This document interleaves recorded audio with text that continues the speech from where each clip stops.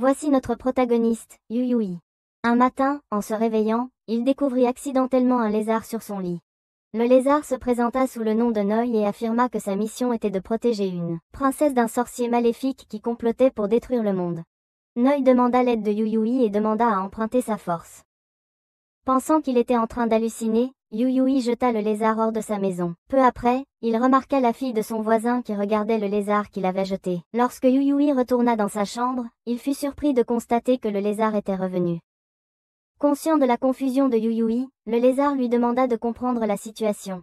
Yuyui saisit la queue de Noi et affirma que c'était sa maison et, comme il n'avait pas s'il avait un quelconque honneur chevaleresque, il devrait partir. Cependant, Noi commença à faire la leçon à Yuyui, ce qui le poussa à jeter à nouveau le lézard. Plus tard, Yuyui alla à l'école, pensant encore qu'il pourrait halluciner. Cependant, Noi réapparut sur l'épaule de Yuyui, le surprenant et le faisant tomber de son vélo. Noi expliqua que les deux étaient maintenant liés et ne pouvaient pas s'éloigner l'un de l'autre. Après le cours, le professeur demanda à Yuyui au sujet de ses blessures. Il réalisa que personne d'autre ne pouvait voir Noi, alors il expliqua qu'il avait heurté un lézard le matin et était tombé. Et maintenant, le lézard le hantait. Pendant que certaines personnes distrayaient le professeur avec des questions, Yuyui s'est éloigné. Noi expliqua que personne ne pouvait voir sa forme et que, si Yuyui pensait encore qu'il était fou, il devait regarder sa main. Yuyui remarqua une bague à son doigt et fut surpris de découvrir qu'il pouvait l'utiliser pour manipuler un certain pouvoir. Quand il expérimenta ce pouvoir, le professeur vint le chercher. Supposant que sa chute avait également causé des illusions, elle lui rappela de ne pas oublier la date limite du rapport. Yuyui promit de le soumettre bientôt et demanda Noi si l'aptitude pouvait contrôler le corps des autres. Lorsque Noi a confirmé, Yuyui a pensé que le pouvoir pouvait être utilisé pour des bêtises et a soulevé la jupe de l'enseignant pour l'embêter. Réalisation de ce qu'il avait fait, elle a essayé de le poursuivre, mais il est rentré chez lui pour lire. Noi a ensuite expliqué leurs deux principales tâches, trouver la princesse et protéger le monde. Yuyui a refusé d'aider, ne souhaitant pas s'impliquer dans un combat qui ne serait même pas reconnu et préférant éviter des tâches grandioses comme sauver le monde.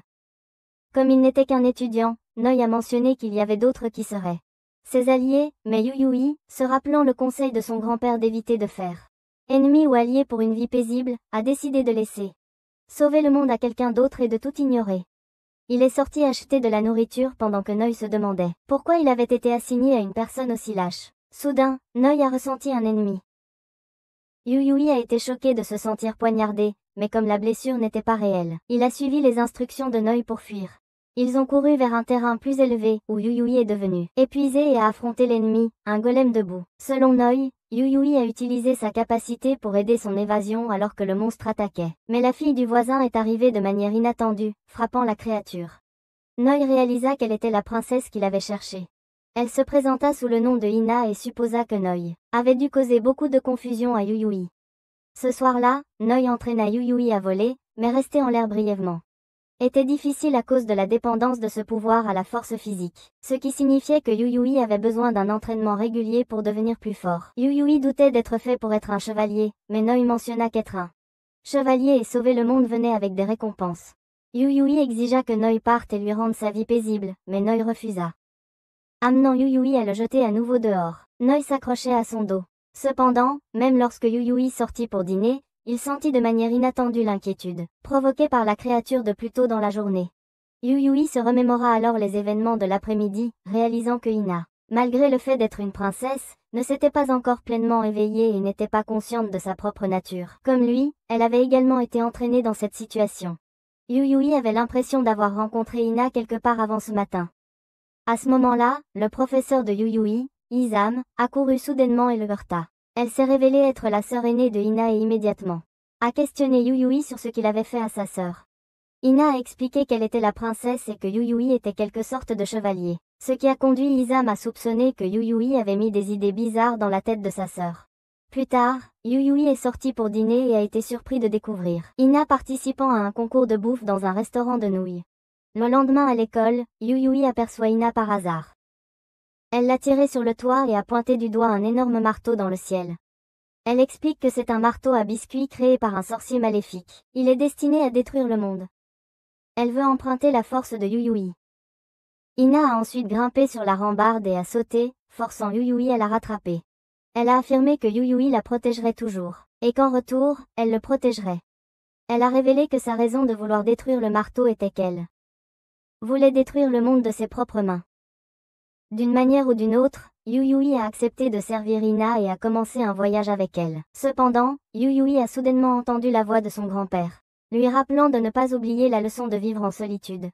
Lorsque Yuyui est revenu à lui, il a trouvé le visage de Noi juste devant lui et l'a immédiatement poussé loin. Il est ensuite allé courir pour améliorer son endurance. Au parc, il a rencontré Ina à nouveau par surprise. Après avoir fait juste quelques pompes, Yuyui était essoufflé. Alors Ina lui a proposé de monter sur son dos. Elle a fait sans effort des centaines de pompes sans se fatiguer. Plus tard, elle a invité Yuyui chez elle pour un repas. En arrivant, Yuyui a demandé à utiliser les toilettes, mais il est entré par accident dans la chambre où se trouvait Izam, ce qui lui a valu une réprimande. Cependant, comme il était l'invité de Ina, Izam a finalement laissé passer. Ils ont ensuite rejoint Ina pour le repas, où elle a mentionné que la nourriture était préparée par sa sœur. Elles ont demandé à Noi pourquoi elle ne mangeait pas. Noi a expliqué qu'il puisait de l'énergie directement dans Yuyui et n'avait donc pas besoin de manger. Yuyui a moqué Noi, qui a répliqué qu'il ne fallait pas se moquer d'un lézard comme lui. Yuyui s'est rendu compte qu'il avait oublié ce que c'était de se trouver autour des autres depuis si longtemps. Les chaînes qu'il avait attachées à son grand-père sont revenues dans son esprit. Un rappel de l'ombre psychologique qu'il essayait d'échapper. Cette nuit-là, Yuyui a repris son entraînement et est parvenu à flotter pendant plus de 4 secondes, une amélioration significative. Mais il se sentait toujours insatisfait. Il s'inquiétait que s'il faisait à nouveau face au golem debout, il serait toujours impuissant.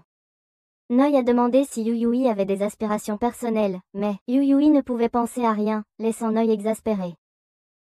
Bien que Yuyui soit incertain quant à ses objectifs futurs, pour l'instant, il voulait se libérer de l'ombre de son grand-père. Plus tard, Yuyui a rencontré Ina à nouveau et lui a demandé pourquoi elle voulait détruire le monde. Elle a répondu qu'elle voulait posséder le monde. Mais comme il existerait toujours même si elle mourait, il ne pourrait jamais vraiment lui appartenir. Par conséquent, elle avait l'intention de le détruire avant que le marteau ne le fasse. Ce n'est qu'en faisant cela qu'elle se sentirait comme si elle possédait le monde entier. Elle invita alors Yuyui sur le toit, sauta de l'autre côté et le tira vers elle, le surprenant par son agilité. Ina exprima sa confiance que Yuyui serait un jour capable de voler encore plus haut qu'elle. Le matin suivant, en courant, Noi informa Yuyui que, avec sa force actuelle, il ne pouvait pas vaincre un golem debout. Si l'un d'eux le poursuivait, il devrait essayer de traverser la rivière pour le semer, gagnant ainsi assez de temps pour que Ina arrive. Soudain, Yuyui remarqua un golem debout derrière lui.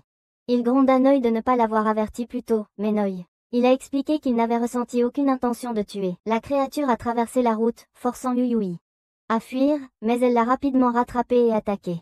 Yuyui a utilisé ses pouvoirs pour esquiver et a tenté de s'échapper, mais le golem l'a piégé. Juste au moment où il allait être tué par ses lames. Ina est apparue de l'autre côté de la rivière. Ina a rapidement lancé une voiture sur le monstre, mais il a esquivé l'attaque. Cependant, elle a sauté sur la berge de la rivière et a donné un coup de pied puissant qui a vaincu la créature. Le lendemain matin, Yuyui est allé chez Ina pour petit déjeuner encore, ce qui a légèrement agacé Issei. Yuyui a réalisé que s'il ne prenait pas son entraînement au sérieux, il ne survivrait pas. Plus tard, l'oncle de Yuyui a appelé pour l'informer que son grand-père avait été hospitalisé et lui a demandé de venir le visiter. Son oncle a proposé d'arranger un billet pour lui, mais Yuyui a prétendu qu'il devait d'abord vérifier avec son travail à temps partiel. Bien qu'il n'en ait pas réellement un, il voulait simplement une excuse pour ne pas affronter son grand-père. Yuyui est ensuite allé au bord de la rivière, décidant de travailler sur ses compétences de mobilité puisqu'il n'était pas prêt à se battre. Il a essayé d'utiliser ses pouvoirs pour traverser la rivière, mais il est tombé dans l'eau après seulement quelques pas. Ce soir-là, Yuyui a eu de la fièvre, et Noi, à cause de leur lien, a également attrapé un rhume. En se reposant, Yuyui se remémorait la sensation d'être entraîné sous l'eau par les chaînes de son grand-père. Le lendemain matin, Ina a rendu visite à la chambre de Yuyui. Se sentant honteux de sa faiblesse, il s'est excusé et lui a supplié de ne pas l'abandonner. Ina l'a rassuré en lui disant qu'elle avait également été fragile dans le passé et l'a encouragé à rendre visite à son grand-père. Yuyui a alors révélé la raison pour laquelle il en voulait à son grand-père. Une fois, lorsqu'il avait amené un ami chez lui, son grand-père l'a enchaîné et l'a enfermé dans le cabanon. Son grand-père croyait que l'humanité était elle ennemie, et que les amis finiraient par le trahir. Ainsi, Yuyui était interdit de nouer des liens avec les autres. Yuyui craignait que son retour ne ravive des souvenirs de ses chaînes froides. Mais Ina a promis de détruire tout ce qui l'entravait ou l'effrayait, l'exhortant à ne pas avoir peur. Isama a ensuite rendu visite à Yuyui également, décidant de préparer un repas pour tout le monde. Après avoir récupéré, Yuyui est retourné à la rive, déterminé à sauter de l'autre côté. Bien que Noi ait exprimé ses inquiétudes sur le fait qu'il se reprenne trop tôt, Yuyui a simplement sauté en arrière et juré de conquérir un jour le marteau. Le lendemain, Yuyui est rentré chez lui. Noi lui a rappelé qu'il pouvait guérir la maladie de son grand-père s'il le voulait, mais Yuyui a admis qu'il souhaitait que son grand-père disparaisse. Pendant 10 ans, son grand-père l'a élevé avec 3 principes: les ennemis te poignarderont par devant, les amis te poignarderont dans le dos, et l'humanité est une poubelle. À son arrivée, Noi lui a demandé pourquoi il était dans le salon. Yuyui a expliqué que depuis qu'il avait commencé l'université, la famille de son oncle avait emménagé chez son grand-père. Noi a demandé des nouvelles des parents de Yuyui, mais le cousin de Yuyui l'a interrompu pour l'inviter à dîner. Ensuite, Yuyui a conduit Noi au mémorial de son père et a expliqué que son père avait été un policier qui avait disparu soudainement. Des mois plus tard, les autorités ont arrêté un passeur qui a avoué avoir tué et enterré un policier sur une montagne, et ce policier s'est avéré être le père de Yuyui. Accablé de chagrin, sa mère a également disparu. Depuis lors, le grand-père de Yuyui a perdu foi en l'humanité et lui a conseillé de ne pas suivre les traces de son père. Si Yuyui désobéissait un jour, son grand-père le chaîne et le verrouillerait pendant 3 jours. Noi a demandé ce que Yuyui détestait vraiment: le criminel qui a tué son père, la mère qui l'a abandonné, ou le grand-père qui l'a abusé. Yuyui a répondu qu'il détestait le monde même qui avait créé ces circonstances. Noi a averti que cette haine ne lui apporterait que plus de misère, à quoi Yuyui a amèrement admis qu'il était déjà profondément malheureux. Le lendemain matin, le cousin de Yuyui l'a emmené rencontrer son grand-père. Après les avoir laissés seuls, son grand-père s'est approché Yuyui et a remarqué à quel point il était devenu plus fort. À la surprise de Yuyui, son grand-père baissa la tête et s'excusa. Reconnaissant qu'il avait eu tort de le maltraiter, il admit qu'il se pourrait que Yuyui ne lui pardonne jamais. Ébranlé, Yuyui éclata de colère, hurlant qu'une simple révérence ne pouvait effacer le passé. Il sortit en trombe, accusant son grand-père d'avoir déversé toutes ses frustrations sur lui. Yuyui, après avoir fui, rencontra par hasard un monstre de boue rocheuse. Noi lui ordonna immédiatement de fuir vers la montagne. Après un certain temps de poursuite, Yuyui remarqua que le golem était lent, mais réalisa son endurance était illimitée, rendant l'endurance un jeu perdu d'avance. Se battre était également futile, car sa force comparée à celle du golem était comme manier une épée en bois contre un char. Le golem a soudainement réduit la distance et a attaqué, forçant Yuyui à éviter frénétiquement avant de tomber dans l'eau et de se débattre pour revenir sur le rivage. Yuyui commençait à perdre conscience, mais a vu Ina de manière inattendue. Il a avoué qu'il avait toujours essayé d'échapper aux chaînes de son grand-père, pour finalement réaliser qu'il ne pouvait pas vivre sans elle. Maintenant, il cherchait les commandements de Ina pour créer une nouvelle chaîne pour lui-même. Bien qu'il savait que c'était une illusion, il se sentait heureux de voir Ina avant de mourir. Cependant, elle l'a motivé, promettant une récompense s'il survivait et l'exhortant à agir. Regagnant conscience, Yuyui croyait qu'il pouvait gagner. Il a pris une pierre, l'a imprégnée de pouvoir et a réussi à blesser légèrement le golem. Bien que minime, cela lui a prouvé qu'il pouvait l'emporter tant qu'il pouvait infliger des dégâts. Coincé au bord d'une falaise, n'ayant pas d'autre option, Yuyui a sauté. Utilisant ses pouvoirs pour réduire l'impact, il a atterri en toute sécurité. Le golem debout a suivi, mais Yuyui a utilisé ses capacités pour le forcer à s'écraser la tête la première contre le sol, le brisant. Juste au moment où il commençait à célébrer sa victoire, son cousin a appelé pour lui faire savoir que son grand-père était dans un état critique.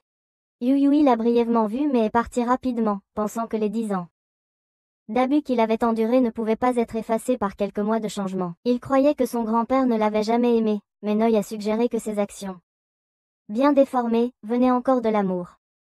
En repensant au moment heureux qu'il avait partagé avec son grand-père quand ses parents étaient en vie, Yuyui a ressenti une étincelle d'affection persistante. Cela l'a conduit à demander à Noi de sauver son grand-père. Leur contrat a alors été scellé. Revenant à la ville, Yuyui a rencontré Ina dans son subconsciemment, où elle avait décidé de le récompenser d'un baiser. À peine allait-elle le faire qu'elle disparut, laissant Yuyui éveillé et déçu.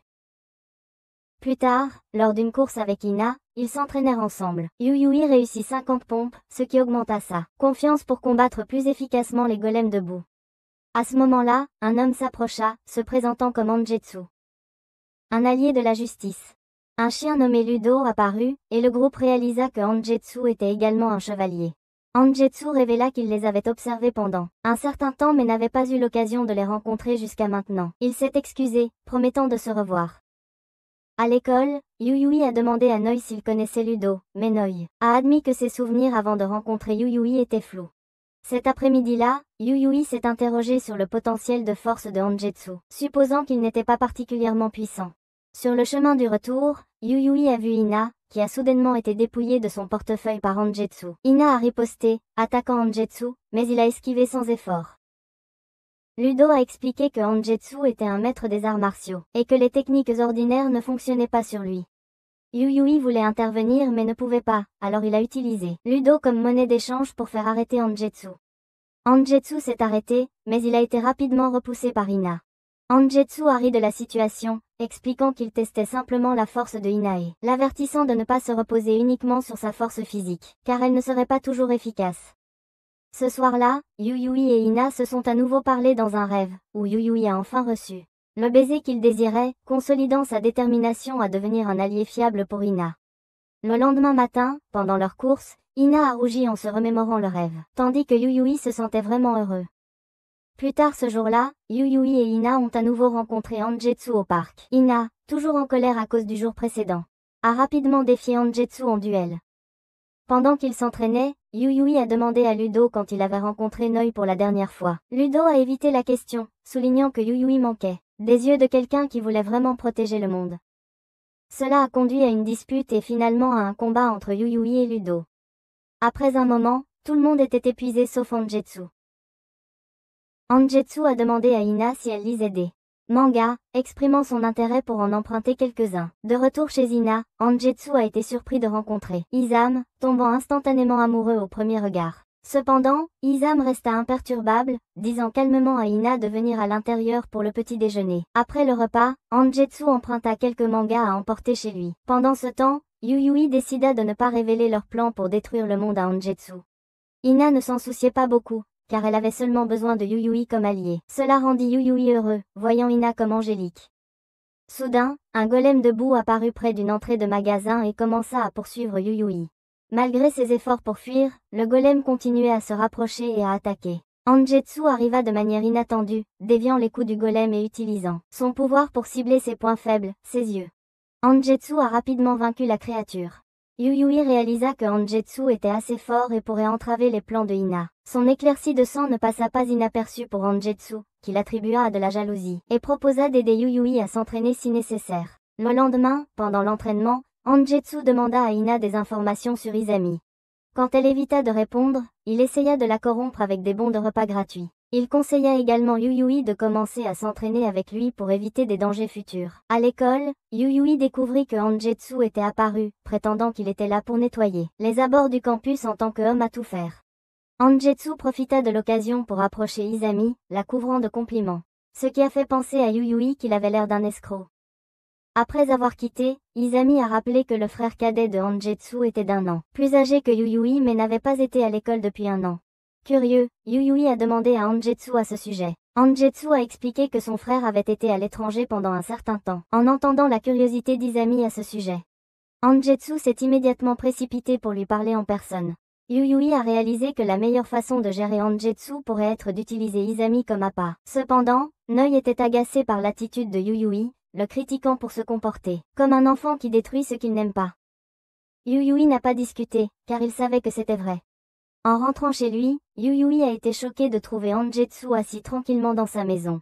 Ludo a même essayé de marquer son territoire sur la bibliothèque de Yuyui, le forçant à intervenir. Hangetsu a suggéré qu'ils regardent des animes ensemble, croyant que cela donnerait à Yuyui plus de sujets de discussion avec Ina. Le lendemain, en visitant la maison de Ina pour le petit déjeuner, Yuyui et Hangetsu ont rencontré par surprise le père de la sœur. Récemment revenu d'un voyage, il a d'abord été surpris de voir deux hommes inconnus, mais les a chaleureusement accueillis après, apprenant qu'ils étaient des amis de sa fille. Plus tard dans la journée, Hangetsu a invité Yuyui à sortir pour prendre un verre, expliquant qu'Izami n'irait pas à moins que Yuyui ne se joigne à eux. Bien que Yuyui ait accepté, il a clairement fait savoir qu'il ne boirait pas d'alcool. Cependant, durant la soirée, Yuyui a fini par boire avec enthousiasme malgré son refus initial. Leur session de boisson a été observée de près par le père de la sœur, qui voulait voir comment ses filles géraient la sortie. Lors de la réunion, Izami a partagé qu'elle et sa mère avaient autrefois voyagé en France pour chercher un traitement pour la maladie de Ina. Il y a 3 ans, en apprenant que Ina avait récupéré Izami est revenu au Japon pour la visiter. Cependant, sitôt rentré, leur père a laissé Ina sous sa garde et a disparu pour poursuivre sa passion pour l'écriture de romans. Il ne rentrait à la maison que quelques fois par an. Malgré le succès de ses livres, Izami a admis n'en avoir jamais lu un seul. Elle considérait son père comme une personne irresponsable, un sentiment qui lui faisait mal aux oreilles lorsqu'il l'entendait dire cela au bar. Après une nuit d'alcool, Yuyui a remarqué qu'Izami et Anjetsu étaient trop ivres pour marcher, alors il a appelé Ina pour l'aider à les ramener chez eux. Leur père les suivait, et Ina se demanda si sa sœur le détestait. Izami précisa que ce n'était pas de la haine, mais plutôt qu'elle ne pouvait pas respecter quelqu'un qui errait sans but malgré son âge. Anjetsu remarqua que les adultes sourient souvent pour donner aux enfants espoir sur leur avenir. Yuyui se souvint alors de comment son père et son oncle souriaient tout le temps. Le lendemain matin, Anjetsu se réveilla après un rêve sur son passé désagréable et décida de ne plus hésiter à l'avenir. Il réalisa qu'il avait peut-être trop bu la veille. Vers midi, Ina visita la maison de Yuyui pour passer du temps avec lui. Elle a découvert que Yuyui aimait lire les livres écrits par son père, et Yuyui a été choquée d'apprendre que le père de Ina était l'auteur de sa série préférée. Soudain, Izami a appelé et demandé à Yuyui d'emmener Ina quelque part jusqu'au soir pour l'aider à préparer une surprise. Pensant que c'était un rendez-vous soutenu par la famille, Yuyui a demandé à Ina où elle voulait aller. Comme Ina avait faim, Yuyui a décidé de l'emmener manger. Les deux sont allés dans un restaurant familial, où Ina a commandé de la nourriture puis s'est excusée pour aller aux toilettes. En attendant, Yuyui a été surpris de voir le père de Ina derrière lui. Après un bref échange d'informations, le père de Ina a demandé à Yuyui s'il aimait Ina. Yuyui a admis qu'il avait des sentiments non réciproques pour elle, mais il croyait que Ina ne le voyait que comme un ami. Son père a expliqué que les filles ne considèrent généralement pas leurs amis comme des prétendants romantiques. Il a ensuite demandé à Yuyui s'il avait des aspirations professionnelles. Yuyui a dit qu'il n'en avait pas pour le moment, mais qu'il avait autrefois rêvé de devenir policier. Satisfait de cette réponse, le père de Ina a confié à Yuyui de s'occuper de Ina dans son état. Yuyui a ensuite demandé un autographe, mais le père a révélé que c'était l'anniversaire de Ina ce soir-là et a invité Yuyui à la fête surprise. Il a promis de signer les livres de Yuyui s'il venait, mais l'a averti de ne pas dire à Ina pour la surprise. Plus tard, Yuyui a emmené Ina au cinéma puis à une salle de jeu avec des machines à pince. Ce soir-là, quand ils sont rentrés chez eux, Ina était ravie de la fête d'anniversaire surprise. Elle a réalisé que le retour de son père cette fois-ci était spécifiquement pour son anniversaire. Plus tard dans la nuit, Yuyui et Ina sont montés sur le toit pour parler. Elle lui a confié que bien qu'elle désire grandir comme tout le monde, elle n'aurait pas eu l'occasion de le faire. Elle a révélé que son rétablissement soudain était dû à un esprit reine habitant son corps et lui accordant de la force. Une fois la bataille terminée, elle retournerait à son état frêle. C'est pourquoi elle voulait entraîner le monde entier avec elle. Le lendemain matin, leur père est parti à nouveau, confiant à Anjetsu la tâche de guider le développement de Yuyui et Ina. Il a dit que bien que Anjetsu se considérait comme un homme ordinaire, il admirait comment Anjetsu avait créé un modèle de justice héroïque pour les autres. Avant de partir, il a donné à Anjetsu 2 billets de cinéma pour qu'il puisse sortir Isama, au grand plaisir de Anjetsu, car il sentait que ce geste signalait l'acceptation de lui par son père. Ce soir-là, Anjetsu remarqua que Yuyui semblait réticent à s'entraîner avec lui. Yuyui expliqua que même s'il s'entraînait avec Anjetsu, ce ne serait qu'un savoir emprunté. Il voulait découvrir sa propre manière de contrôler ses capacités. Anjetsu invita alors Yuyui à prendre un verre. Sur le chemin du retour, Anjetsu demanda si Yuyui avait trouvé un nom pour sa technique, mais Yuyui n'y avait pas beaucoup réfléchi. Anjetsu exprima le désir d'avoir une capacité axée sur l'évasion comme celle de Yuyui, admettant qu'il comprenait ses limites. Bien qu'il défendît la justice, il n'était pas du genre à se sacrifier imprudemment pour sauver les autres. Depuis son jeune âge, son père lui apprit à donner la priorité à la justice, et Anjetsu croyait naïvement à l'affirmation de son père selon laquelle, avec assez d'entraînement, il pourrait même apprendre à voler. Finalement, il réalisa à quel point cette croyance était folle. Yuyui remarqua qu'Anjetsu croyait que pouvoir voler signifiait être capable d'accomplir n'importe quoi. Cependant, Anjetsu comprenait au moins la distinction entre ce qui était possible et ce qui ne l'était pas. Et il s'est engagé à faire de son mieux chaque fois qu'il le pouvait. Le lendemain, Yuyui réfléchit aux paroles de Anjetsu, en particulier lorsqu'il lui demanda si ses efforts actuels pour soutenir Ina étaient vraiment son meilleur. Cela a incité Yuyui à chercher Anjetsu et à demander une formation, exprimant son désire de devenir un peu plus fort pour mieux soutenir Ina. Yuyui a également demandé à Angetsu pourquoi il avait renoncé à être un héros de la justice. Angetsu a répondu que c'était parce qu'il ne pouvait pas voler. Mais Yuyui savait que Angetsu n'aurait pas abandonné un tel chemin pour quelque chose d'aussi futile. Angetsu a alors partagé une histoire sur un chien qu'il avait autrefois considéré comme sa famille. Un jour, lors d'une sortie, Angetsu vit un enfant courir sur la route, sur le point d'être heurté par une voiture. Alors qu'il hésitait un moment, le chien ne le fit pas et courut sauver le garçon, sacrifiant finalement sa vie. Angetsu se blâma pour son hésitation, et croyait qu'il ne méritait pas d'être un héros. Angetsu reconnut que Ina et Yuyui travaillaient sur une sorte de plan qui pourrait les transformer en ennemis. Bien qu'il ne veuille pas enquêter davantage, il encouragea Yuyui à devenir plus fort pour être un héros pour Ina. Ludo a également mentionné que si Yuyui pouvait vaincre Angetsu, il révélerait des informations sur le passé de Noi. Peu après, le groupe a senti la présence d'un golem debout. Soupçonnant qu'ils les attendaient, ils ont décidé d'investiguer. Ina les a rejoints en chemin. Quand ils ont rencontré le golem, il a attaqué immédiatement, mais il a été projeté loin par Angetsu. Ina a suivi avec une puissante ruade, mais le golem a réussi à bloquer entièrement avant de fuir. Yuyui a alors suggéré de se séparer pour le chercher, choisissant de s'associer à Angetsu. Il expliqua que les golems l'avaient systématiquement ciblé lui au lieu de Ina. Et celui-ci avait même fui en la voyant, indiquant qu'il reviendrait probablement à sa recherche. Bien que Yuyui admit qu'il se sentait faible et craignait de mettre le groupe en danger, Angetsu le rassura en disant qu'accepter ses propres limitations était le premier pas vers un renforcement. Angetsu partagea qu'il rêvait souvent de lui-même se tenant comme un obstacle, bloquant le progrès de Yuyui, un signe de ses instincts, que Yuyui finirait par le dépasser. Angetsu décida de s'entraîner avec rigueur Yuyui à partir de ce moment-là. Pendant la recherche, le golem a de nouveau ciblé Yuyui, mais il a réussi à éviter son attaque.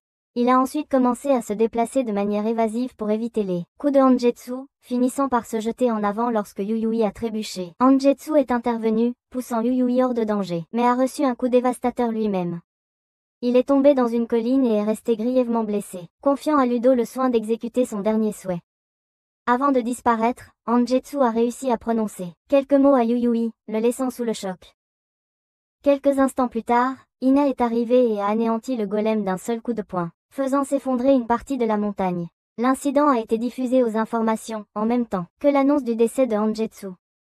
Dans les jours qui ont suivi, Ina s'est plongée dans un entraînement intensif. À l'époque de Angetsu, elle mentionnait fréquemment Angetsu. Pendant ce temps, Izami a rendu visite à Yuyui pour parler. Elle a admis qu'elle avait peut-être des sentiments pour Angetsu, car elle était sur le point de pleurer en apprenant sa mort. Croyant que Yuyui était également en deuil, elle lui a offert un câlin réconfortant. Yuyui accepta mais ne put résister à l'envie de la peloter, ce qui poussa Isama à le repousser. Malgré cela, les deux parvinrent à rire ensemble par la suite. Bien qu'Izami pleura, elle força un sourire pour montrer qu'elle essayait d'agir de manière mature. Alors que Yuyui rentrait chez lui, Noi l'encouragea à pleurer s'il en avait besoin. Yuyui réfléchit qu'alors qu'il avait autrefois souhaité que Angetsu disparaisse, il ne se sentait plus ainsi. Soudain, quelqu'un apparut derrière lui, se présentant comme Mikazuki, le frère cadet de Angetsu et un chevalier des Chromo. Mikazuki voulait défier Yuyui, mais quand Yuyui refusa, Mikazuki s'enfuit en larmes. Le lendemain matin, Yuyui rendit visite à la sœur maison pour le petit déjeuner et a trouvé Mikazuki là. Il était venu rendre le manga que Angetsu avait emprunté et avait même mangé la portion de nourriture que Isama avait préparée pour Yuyui. À l'école, Yuyui a été surpris de découvrir que Mikazuki n'était pas seulement dans la même classe que lui, mais qu'il était aussi bien aimé par beaucoup de leurs camarades. Plus tard, Yuyui a eu l'occasion de s'asseoir et de parler avec Mikazuki. Malgré la mort de Angetsu, Mikazuki ne semblait pas trop triste. Il a assuré à Yuyui que la mort de Angetsu n'était pas de sa faute, en raisonnant que Angetsu n'était qu'un humain. Mikazuki a exhorté Yuyui à ne pas s'attarder sur le décès de Angetsu, car leur mission a protégé la princesse et le monde resta. Mikazuki invita ensuite Yuyui à jouer à attraper, ce qui s'est avéré être une excuse pour s'entraîner. Quand Yuyui ne montra aucun intérêt, Mikazuki se moqua de lui en disant qu'il était trop faible pour protéger la princesse, provoquant Yuyui à riposter. Pendant leur combat, Yuyui admit qu'Angetsu était mort en le protégeant. Mikazuki, en entendant cela, résolut de vaincre Yuyui pour prouver qu'il était plus fort qu'Angetsu. Mikazuki avait toujours aspiré à surpasser son frère, et maintenant, rencontrant Yuyui que Angetsu avait mentoré, il voyait vaincre Yuyui comme son nouvel objectif. Cependant, Ina apparut en plein combat, écartant facilement Mikazuki. Elle était visiblement émotive en démontrant un contre-mouvement qu'elle avait appris de Angetsu. Elle interdisait aux deux de se battre à nouveau. À ce moment-là, un autre chevalier est arrivé. C'était Nagumo, un homme plus âgé, pas le type avec un cache-œil, armé d'une arme à feu qu'ils auraient pu s'attendre à voir. Nagumo expliqua qu'il y avait 12 chevaliers au total. Jusqu'à présent, il avait rencontré 3 autres, le hibou, le chat noir et le serpent.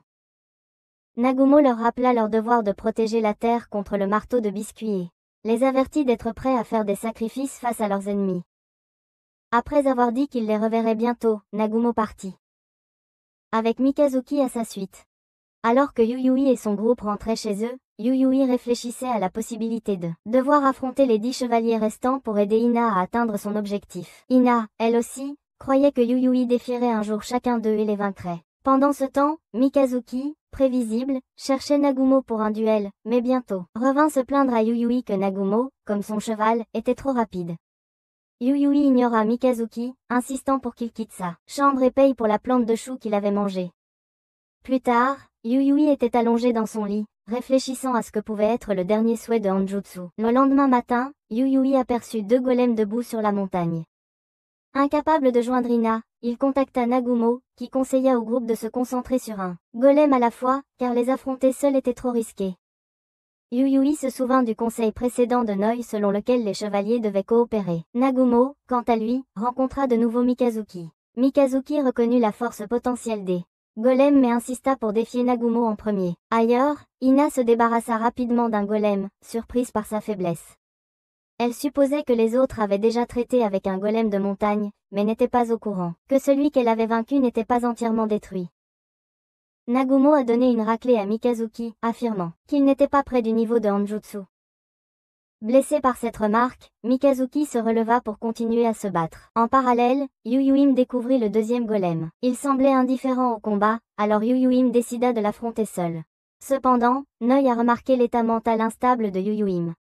Alors que Yuyuim se remémorait la mort de Anjutsu, il trébucha et fut sauvé de justesse par une fille qui s'est avérée être la chevalière serpent, Yako. Yuyuim et Yako ont tous deux réalisé que le golem avait fui, montrant qu'il n'avait aucune intention de combattre. À la maison, Yuyuim se sentait secoué, réalisant qu'en dépit de ce qu'il croyait être fort, voir quelqu'un qu'il connaissait devenir un corps sans vie lui avait volé le courage de se battre. Plus tard, Yako visita Yuyui, se présentant elle-même et son compagnon serpent, Shi.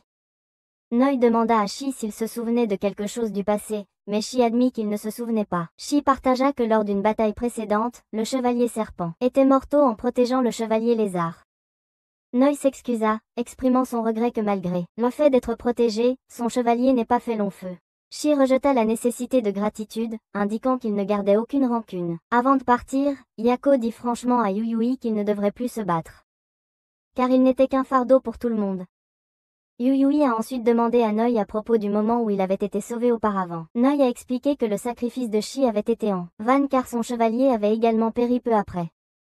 Yuyui, ne voulant pas que la mort de Anjutsu soit insignifiante, a décidé de continuer à se battre. Le lendemain, Yuyui a découvert qu'un autre golem debout était apparu. Il a tenté de le chercher pour se battre, malgré les conseils de Noi, de s'arrêter et de laisser Yako et Nagumo s'en occuper. Pendant ce temps, Ina a rencontré le golem debout qui s'était enfui la veille. D'un autre côté, Nagumo a trouvé Mikazuki causant des problèmes encore une fois. Nagumo pensait que Mikazuki apprendrait sa leçon seulement s'il lui cassait les bras et les jambes. Yako, voyant les actions imprudentes de Yuyuim, l'a assommé pour l'empêcher d'intervenir. Shi a ensuite rencontré le golem debout qui n'en avait pas réussi à détruire la veille. Yuyuim s'est rendu compte qu'il était faible et inutile, mais il ne voulait pas continuer à compter sur les autres pour de l'aide. Il voulait devenir un héros et se battre. Il savait que Noi devait se sentir coupable de compter sur Shi et Ludo pour se protéger en raison de sa propre impuissance. Noi avait autrefois aidé Yuyui à sauver son grand-père. Ainsi, Yuyui le considérait maintenant comme un ami proche et voulait se battre à ses côtés. Déterminé, Yuyui chargea le golem debout et le neutralisa. Sa force augmenta considérablement, et il jeta le golem loin de lui. En même temps, Nagumo utilisa ses capacités pour retenir Mikazuki et le repousser. Cependant, Mikazuki, en utilisant ses propres pouvoirs, créa plusieurs éclats rembourrés pour rebondir et attaquer Nagumo. À sa surprise, Yuyui put utiliser les techniques de Hanjutsu et repoussa le golem. Il l'a ensuite claqué à nouveau, choquant à la fois Noi et Yako. Cependant, le golem qui s'était enfui plus tôt est revenu, consumant le golem debout restant et devenant plus fort. Ina a foncé et a donné un coup de pied au golem à la tête, mais cela n'a eu aucun effet. Elle a ensuite rassemblé toute sa force et apporté un puissant coup de poing, envoyant le golem voler. Yuyui a réalisé que Hanjutsu avait utilisé son vœu pour transmettre toutes ses techniques de combat à Yuyui. Submergée par l'émotion, Yuyui a pleuré. Yako a commenté que si ce n'était pas pour Yuyui, elle aurait pu être en danger. Cette nuit-là, Yuyui a rêvé de son propre ciel, et Ina est entrée, en disant qu'elle voulait le récompenser pour être devenu plus fort. Cependant, Yuyui sentait qu'il ne le méritait pas, car sa croissance n'avait pas été due à ses propres efforts. Il croyait qu'il n'était pas digne de la récompense. Mais quand il s'est réveillé, il a réalisé qu'il avait fait le mauvais choix. Sur le chemin de l'école, Yuyui a rencontré Nagumo, qui lui a conseillé d'accepter le défi de Mikazuki s'il se présentait, pour éviter que Mikazuki ne cause des problèmes pendant un combat. Nagumo a également mentionné que Yako voulait remercier Yuyui pour l'avoir sauvé et pensait à lui demander son numéro. Yuyui se sentait ne pas avoir besoin d'être remercié. À l'école, Mikazuki s'est approché de Yuyui, le défiant en combat. Yuyui a refusé, se souvenant des mises en garde d'Ina selon lesquelles les chevaliers ne devaient pas se battre entre eux. De plus, il faisait confiance aux techniques de Hanjetsu qui étaient inégalables et ne ressentait pas le besoin de les tester. Plus tard, quand Yuyui est rentré chez lui, Yako a appelé pour le remercier et l'a invité à sortir ce soir-là. Yuyui a accepté, mais soudainement Mikazuki est intervenu, disant qu'il avait pris Yako en otage et exigeait que Yuyui vienne le rencontrer pour un duel. Yuyui a accepté à contre-cœur la rencontre où il a trouvé Yako indemne. Elle a conseillé à Yuyui d'accepter le duel, suggérant que partie des techniques de Hanjetsu pouvaient être destinées à être transmises par Yuyui à Mikazuki, son frère cadet. Après la bataille, Yuyui s'est rendu compte qu'il n'avait pas encore pleinement maîtrisé les techniques de Hanjetsu. Mikazuki lui posait toujours des défis pour le maintenir en difficulté. Mikazuki a remarqué l'esprit tourmenté de Yuyui et lui a suggéré de prendre du temps pour réfléchir à ce qu'il voulait vraiment. Yuyui désirait toujours détruire le monde avec Ina, mais une partie de lui voyait aussi les gens autour de lui, ce qui le rendait hésitant. Mikazuki est parti, et Yuyui allait dire quelque chose à Yako quand Mikazuki est revenu, les appelant pour voir quelque chose. À leur grande surprise, Mikazuki avait trouvé le corps du golem debout que Ina avait renvoyé la veille. Soudain, une personne est sortie de la bouche du golem, révélant que leur bataille à partir de maintenant serait beaucoup plus difficile. Noi a reconnu la silhouette comme le sorcier maléfique qu'il devait affronter. Le lendemain matin, Yuyui a été surpris de trouver Ina et Megumo dans sa chambre. Elles étaient venues lui présenter le chevalier chat noir, qui est ensuite entré et s'est présenté comme Ayu. Le groupe est sorti manger, et Yuyui a informé Nagumo au sujet du monstre fusionné, toujours en vie et leur rencontre avec le sorcier. Megumo conclut qu'il devait maintenant rassembler tout le monde pour les batailles à venir. Yuyui demanda des nouvelles du chevalier Ibu, et Nagumo expliqua que le chevalier Ibu n'était qu'un enfant et n'était pas apte au combat. Yuyui remarqua un schéma dans les golems debout qu'il avait rencontrés, chacun avait un nombre spécifique d'yeux. Bien qu'il ait vu des golems allant d'1 à 7 yeux, il réalisa qu'il n'avait jamais rencontré de golem à 6 yeux. Nagumo spécula que quelqu'un de compétent devait avoir vaincu le golem à 6 yeux, car le golem à 7 yeux ne serait pas apparu autrement. Sur le chemin du retour, Yuyui réfléchissait à la façon dont les techniques de Hanjutsu seraient gaspillées s'il n'améliorait pas sa vitesse. Plus tard, Yako est apparu de manière inattendue chez Yuyui pour cuisiner pour lui. Ina est également passée, alors Yako l'a invité à rester pour le dîner. Juste après qu'ils aient fini de manger, Mikuzuki est arrivé, et a révélé qu'il avait trouvé 2 autres chevaliers. Maché, le chevalier tortue, et Subaru, le chevalier poulet. La familière poulet a mentionné que les 2 filles avaient vaincu un golem debout dans le passé, mais Subaru a précisé que c'était grâce au sacrifice de leur maître, le chevalier poisson sabre. Le lendemain, Yuyui réalisa qu'ils avaient seulement besoin de 2 autres chevaliers pour compléter le groupe. Il se demanda au sujet des 3 chevaliers légendaires que Noi avait mentionnés, mais soudain, les 2 derniers chevaliers apparurent devant lui. Yuyui contacta rapidement Ina pour rapporter que les 12 chevaliers avaient été rassemblés. Ina lui ordonna de rassembler tout le monde. Les 2 nouveaux arrivants rencontrèrent Nagumo et se présentèrent comme Teru, le chevalier souris, et Hanako, le chevalier menthe. Le chevalier Ibu, un garçon nommé Teiyu, fut également convoqué. Ina demanda à Yuyui s'il aimait le monde, croyant il serait celui qui l'arrêterait après la bataille. Yuyui l'a rassuré sur son engagement, lui disant de ne pas s'inquiéter. Les jeunes chevaliers semblaient nerveux en entendant parler des sacrifices passés. mais Ina a donné un discours inspirant pour élever leur morale. Le lendemain, Yako a apporté quelques films chez Yuyui. Le surprenant car il ne s'attendait pas à ce qu'elle apprécie de tels films. Shi a mentionné le hobby de cosplay de Yako, mais Yako l'a interrompu et est partie. Yako aimait en effet le cosplay mais manquait de confiance pour le montrer aux autres, craignant qu'ils la trouvent étrange. Shi a noté que Yako n'était pas aussi réservée lors de leur première rencontre. À l'époque, leur rencontre avait été similaire à celle de Yuyui et Noise. Yako avait d'abord essayé de chasser Shi avec une épée en bois, mais Shi lui avait demandé de l'écouter. Après avoir entendu la situation, Yako avait décidé d'utiliser son vœu immédiatement, ne voulant pas attendre d'être au bord de la mort. Elle souhaitait que sa famille continue à sourire même si elle était partie. Shi pensait qu'elle était excentrique à l'époque, mais son opinion avait depuis changé. Pendant ce temps, Yuyui et Ina croisaient Nagumo pendant son entraînement matinal. Il les invita à prendre le petit déjeuner malgré le fait qu'il soit au chômage. Au petit déjeuner, Nagumo partagea qu'il avait une femme et un fils, mais qu'il était maintenant séparé. Il était autrefois policier, mais il a récemment démissionné. Nagumo est devenu chevalier après avoir rencontré le chevalier à cheval en s'occupant d'une affaire impliquant un attaquant ciblant des innocents. En patrouillant avec son subordonné, Nagumo l'entendit lui parler. Peu après, il entendit les cris de son subordonné et se précipita pour maîtriser le criminel. Bien que son subordonné ait été blessé, ils réussirent à appréhender l'attaquant. Cependant, en amenant le coupable au poste, Nagumo découvrit qu'il était le fils du chef de la police, qui avait été protégé par son père. Furieux, Nagumo frappa à la fois le père et le fils avant de démissionner. Nagumo déclara qu'il ne se voyait jamais comme un héros juste, ni alors ni maintenant. Un héros juste ne recourait pas à tous les moyens nécessaires pour survivre et gagner. Cette nuit-là, Yuyui rencontra à nouveau Ina dans son rêve. Ina expliqua que le paysage onirique était sa création, et que quiconque qu'elle invitait pouvait y entrer. Pendant ce temps, Ayu, le chevalier chat noir, se révéla capable d'entrer dans le domaine du sorcier Animus. Il semblait que Ayu et Animus se connaissaient depuis un certain temps.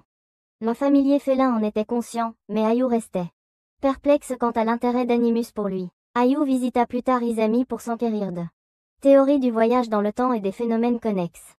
Bien que de tels concepts aient été jugés impossibles à leur époque, Ayu a croisé Animus sur le chemin du retour. Animus, sachant le désir de Yug de découvrir les secrets de l'univers, a proposé de l'aider à atteindre cet objectif, car cela correspondait aux propres intérêts d'Animus. Animus a tenté de persuader Ayu d'abandonner les chevaliers et de rejoindre son côté. Cependant, Mache et Subaru sont arrivés et ont repoussé Animus. De retour, Ayu s'attendait à ce qu'Animus le recherche à nouveau. Lorsqu'ils se sont rencontrés à nouveau, Ayu a demandé directement à Animus s'il venait du futur. Animus ne l'a pas nié et a révélé qu'il avait détruit le monde futur et maintenant cherchait à retourner dans le passé pour témoigner des origines de l'existence. Face à cette révélation, Ayu prit sa décision. En utilisant ses pouvoirs, il créa son propre golem de boue, déclarant son intention d'utiliser sa force pour apporter le bonheur à l'humanité et éteindre les désirs éphémères d'Animus. À la grande surprise de Yug, le jeune Tayu avait choisi d'assister Animus. Ayu fut banni de la rencontre et décida de garder l'implication de Tayu secrète. Pour l'instant, car il voulait comprendre les motivations de Tayu. Ayu nota que Tayu ne semblait pas enthousiaste à l'idée d'aider Animus. Pendant ce temps, Yuyui creusait des fosses sur la montagne pour piéger des golems de boue, luttant encore pour améliorer sa vitesse. De manière inattendue, il déterra une boîte contenant une lettre adressée à lui. L'écrivain expliquait qu'il avait prévu que Yuyui creuserait là et avait enterré la boîte pour lui. Yuyui réalisa que l'écrivain était le défunt chevalier Poisson-Sabre, qui possédait la capacité de voir l'avenir. Mikazuki, quant à lui, rencontra Subaru sur la route, et les deux, cherchant tous deux Animus, décidèrent de faire équipe. Yuyui découvrit un journal laissé par le chevalier Poisson-Sabre détaillant sa vie. Le chevalier révéla qu'il avait vécu pendant 500 ans. À l'âge de 5 ans, il avait été perdu en mer et dérivé à terre, où il rencontra un moine qui devint son mentor. À travers des années d'entraînement, il atteignit l'illumination, et éveilla sa capacité à voir toutes choses. Il pouvait prévoir tout ce qui se passait dans le monde. Mais un jour, le moine lui apporta un garçon orphelin à cause de la guerre. Le garçon cherchait à se venger des samouraïs qui avaient détruit son village. Après un entraînement, le garçon partit accomplir sa quête, mais revint vaincu et mourut peu après. Au fil des siècles, le chevalier forma de nombreux disciples, tous finissant par mourir. Leurs expériences lui enseignèrent qu'il n'était pas un dieu, mais un simple mortel. Un jour, il a rencontré Mache et Subaru. Subaru avait pleuré parce que Mache avait mangé son goûter. Le chevalier a médié le conflit en promettant d'acheter à Maché un goûter de remplacement si elle nettoyait le parc. Les deux se sont réconciliés, et il a prévu qu'elle serait ses dernières disciples. Alors que ses pouvoirs diminuaient, il a rencontré le poisson sabre, qui lui a conféré le titre de chevalier. Le chevalier a dit au poisson sabre qu'il était malheureux qu'ils se soient rencontrés alors qu'il était à son plus faible, choquant le poisson sabre avec la révélation qu'il n'avait plus qu'un mois à vivre. Déterminé, le Swordfish a résolu d'aider à le quitter, en laissant derrière autant que possible pour les autres chevaliers. Au cours de la période qui a suivi, le chevalier a entraîné Maché et Subaru au combat. Il leur a appris à fonctionner comme un duo indomptable, l'un agissant comme un bouclier et l'autre comme une lance. Approchant la fin de sa vie, il a confié qu'il craignait encore la mort. Bien qu'il ait vécu pendant 500 ans, alors que Yu Yui approchait de la conclusion du journal, il a arrêté de lire, connaissant déjà comment cela se terminerait. Le chevalier avait laissé un dernier message pour Yu Yui, pour prendre soin de la princesse. Pendant ce temps, Subaru relata à Mikazuki la bataille entre son groupe et le golem debout aux 6 yeux. Un jour, leur maître commença à agir de manière inhabituelle. Il leur parla de l'intention meurtrière des golems debout et mena les deux filles en montagne, sachant qu'il allait mourir, mais que les deux enfants resteraient en sécurité. Il prévoyait d'utiliser sa vie pour leur apprendre à se battre. Cependant, les choses ne se passèrent pas comme prévu lorsque le golem debout les trouva et attaqua. Bien que le maître utilisât des sorts pour les défendre, les pics de la créature le transpercèrent. Il exhorta les deux à trouver un moyen de riposter, incitant Maché à éloigner Subaru pour élaborer une stratégie. Pendant ce temps, Swordfish a observé que la leçon du maître était défaillante. Au lieu d'enseigner sur la mort, il croyait que le maître aurait dû mettre l'accent sur la volonté de se battre et la détermination à survivre jusqu'à la fin pour vivre sans regret. N'ayant pas d'autre choix, Swordfish s'est téléporté pour aider les filles, frappant la tête du golem debout et leur disant de l'achever.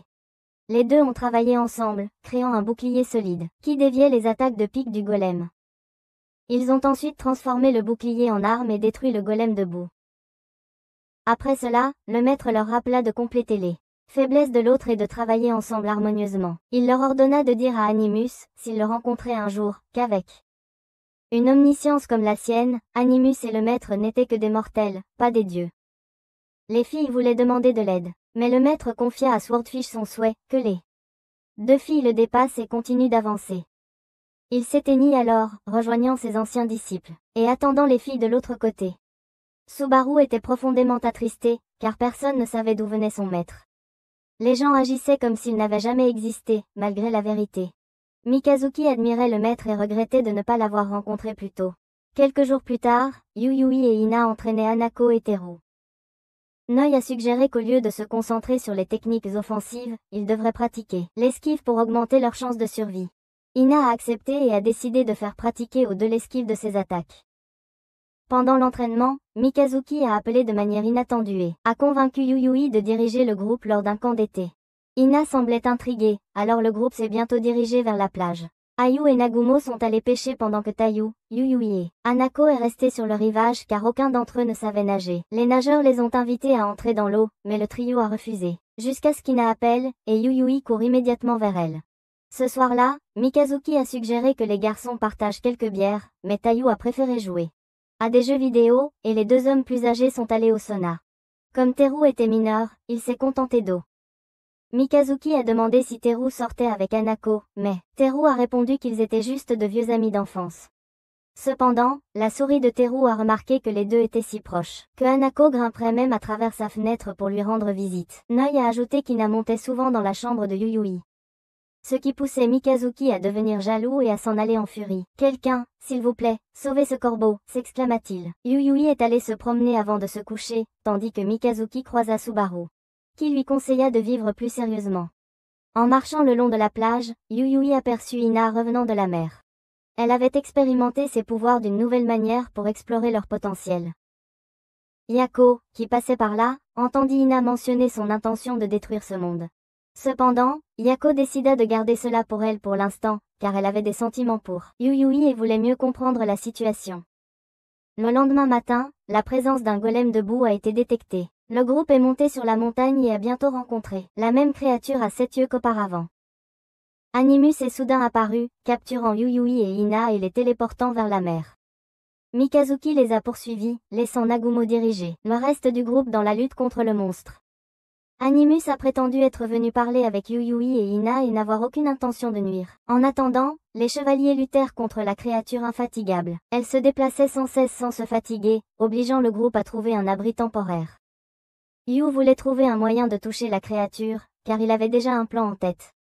Le groupe s'est rapidement déplacé pour distraire la créature et donner à Yu une ouverture, bien qu'il ne soit pas sûr de pouvoir la vaincre entièrement, sans risquer leur vie. En parallèle, Animus a révélé à Yuyui que Ina possédant des âmes était en réalité Anima, sa sœur cadette. Cependant, Anima n'était pas une sœur au sens conventionnel. Elle avait été créée à partir du pouvoir excédentaire d'Animus. Ce qui étonnait Animus était pourquoi Anima avait organisé ce jeu uniquement pour interférer avec lui. Yuyui a enfin compris pourquoi le marteau n'avait pas détruit immédiatement le monde. Animus était également lié par les règles imposées par Anima. Cependant, Ina n'était pas Anima et ne pouvait pas comprendre ces mots. Elle s'était lancée en avant, donnant un puissant coup de poing dans la mer, projetant de l'eau partout. Cela a attiré l'attention du monstre à 7 yeux, permettant à Yu de s'approcher. Il a réussi à extraire une partie du noyau de la créature, mais elle s'est rapidement retournée pour attaquer Yaku.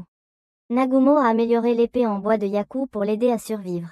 Yu a alors réalisé que le golem d'argile qu'il avait créé plus tôt avait été consommé par le monstre, et il ne pouvait pas le restaurer complètement. Profitant de la distraction, Macha et Subaru ont créé des armes et ont frappé la créature. Tous les chevaliers ont uni leurs forces pour porter un dernier coup puissant, réussissant à détruire le monstre. Yuyui a ramené Ina sur le rivage, juste au moment où Mikuzuki est arrivé, seulement pour découvrir qu'Animus s'était enfui. Lorsque Nagumo a rapporté la défaite du monstre, Mikuzuki était encore plus choqué.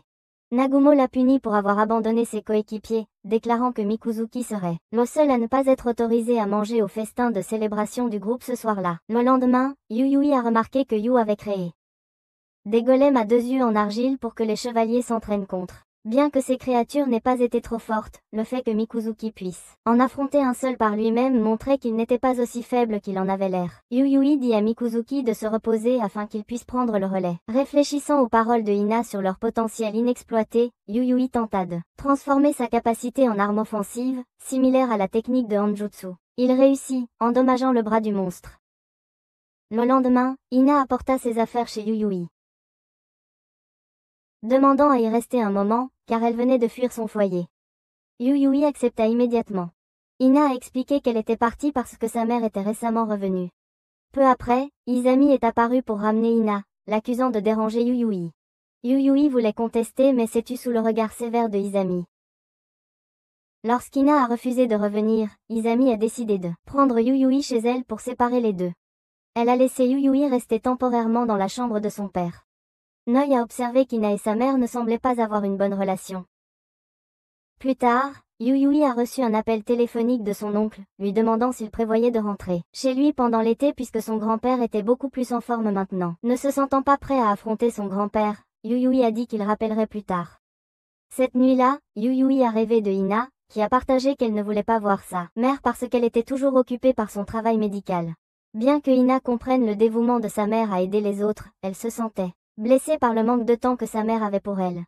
Pendant ce temps, Izami était vue en train de converser avec quelqu'un qui semblait être Anima à l'intérieur de Ina. Izami a révélé qu'elle avait passé un temps significatif en France avec leur mère, à la recherche d'un remède pour l'état de Ina.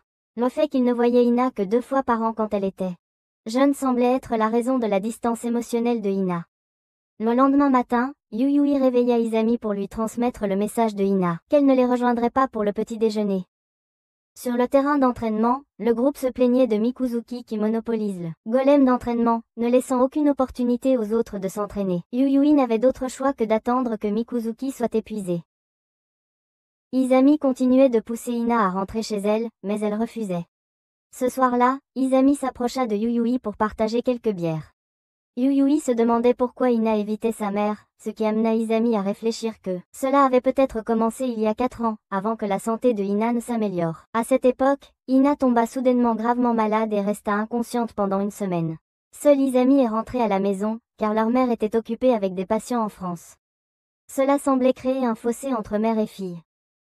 Izami a demandé à Yuyui si Ina pourrait la détester, car elle n'avait pas de raison claire d'être allée en France et craignait qu'Ina ne lui en veuille.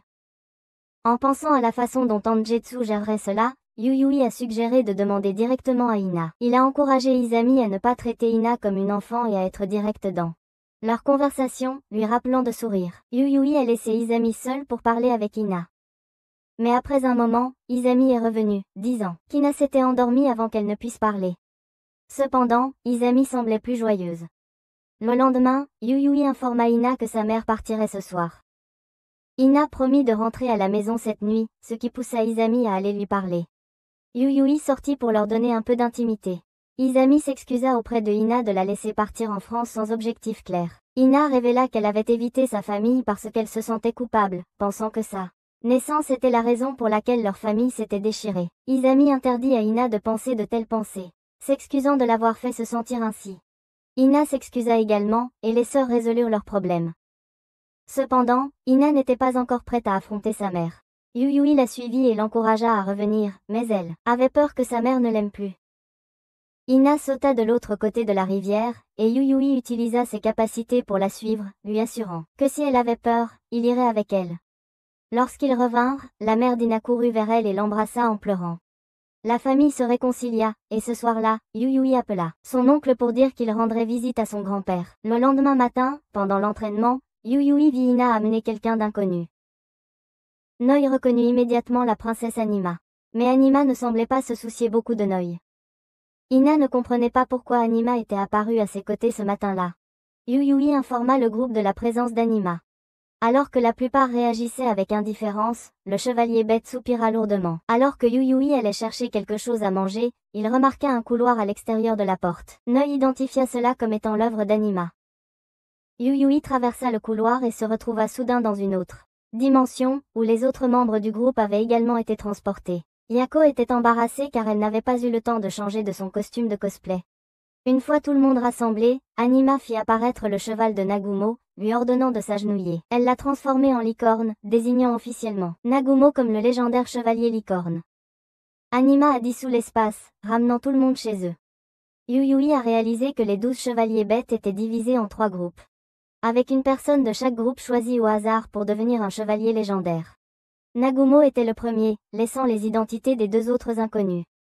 Soudain, un golem debout à 8 yeux est apparu. Ina a appelé pour dire qu'elle ne pouvait pas rejoindre le combat parce qu'Anima avait drainé sa force. Elle avait seulement une demande pour les chevaliers, ne pas mourir. Le groupe s'est rassemblé sur la montagne, où ils ont rencontré Animus et le monstre à 8 yeux. Mikazuki a rapidement tiré 2 filles hors de la portée de l'attaque du monstre. Ayu a envoyé son golem au combat, mais il a été détruit, d'un seul coup par la queue épineuse du monstre. À ce moment-là, Nagumo a plongé du ciel comme une perceuse, brisant la queue épineuse. Anima et le monstre ont fui, laissant les chevaliers temporairement en sécurité.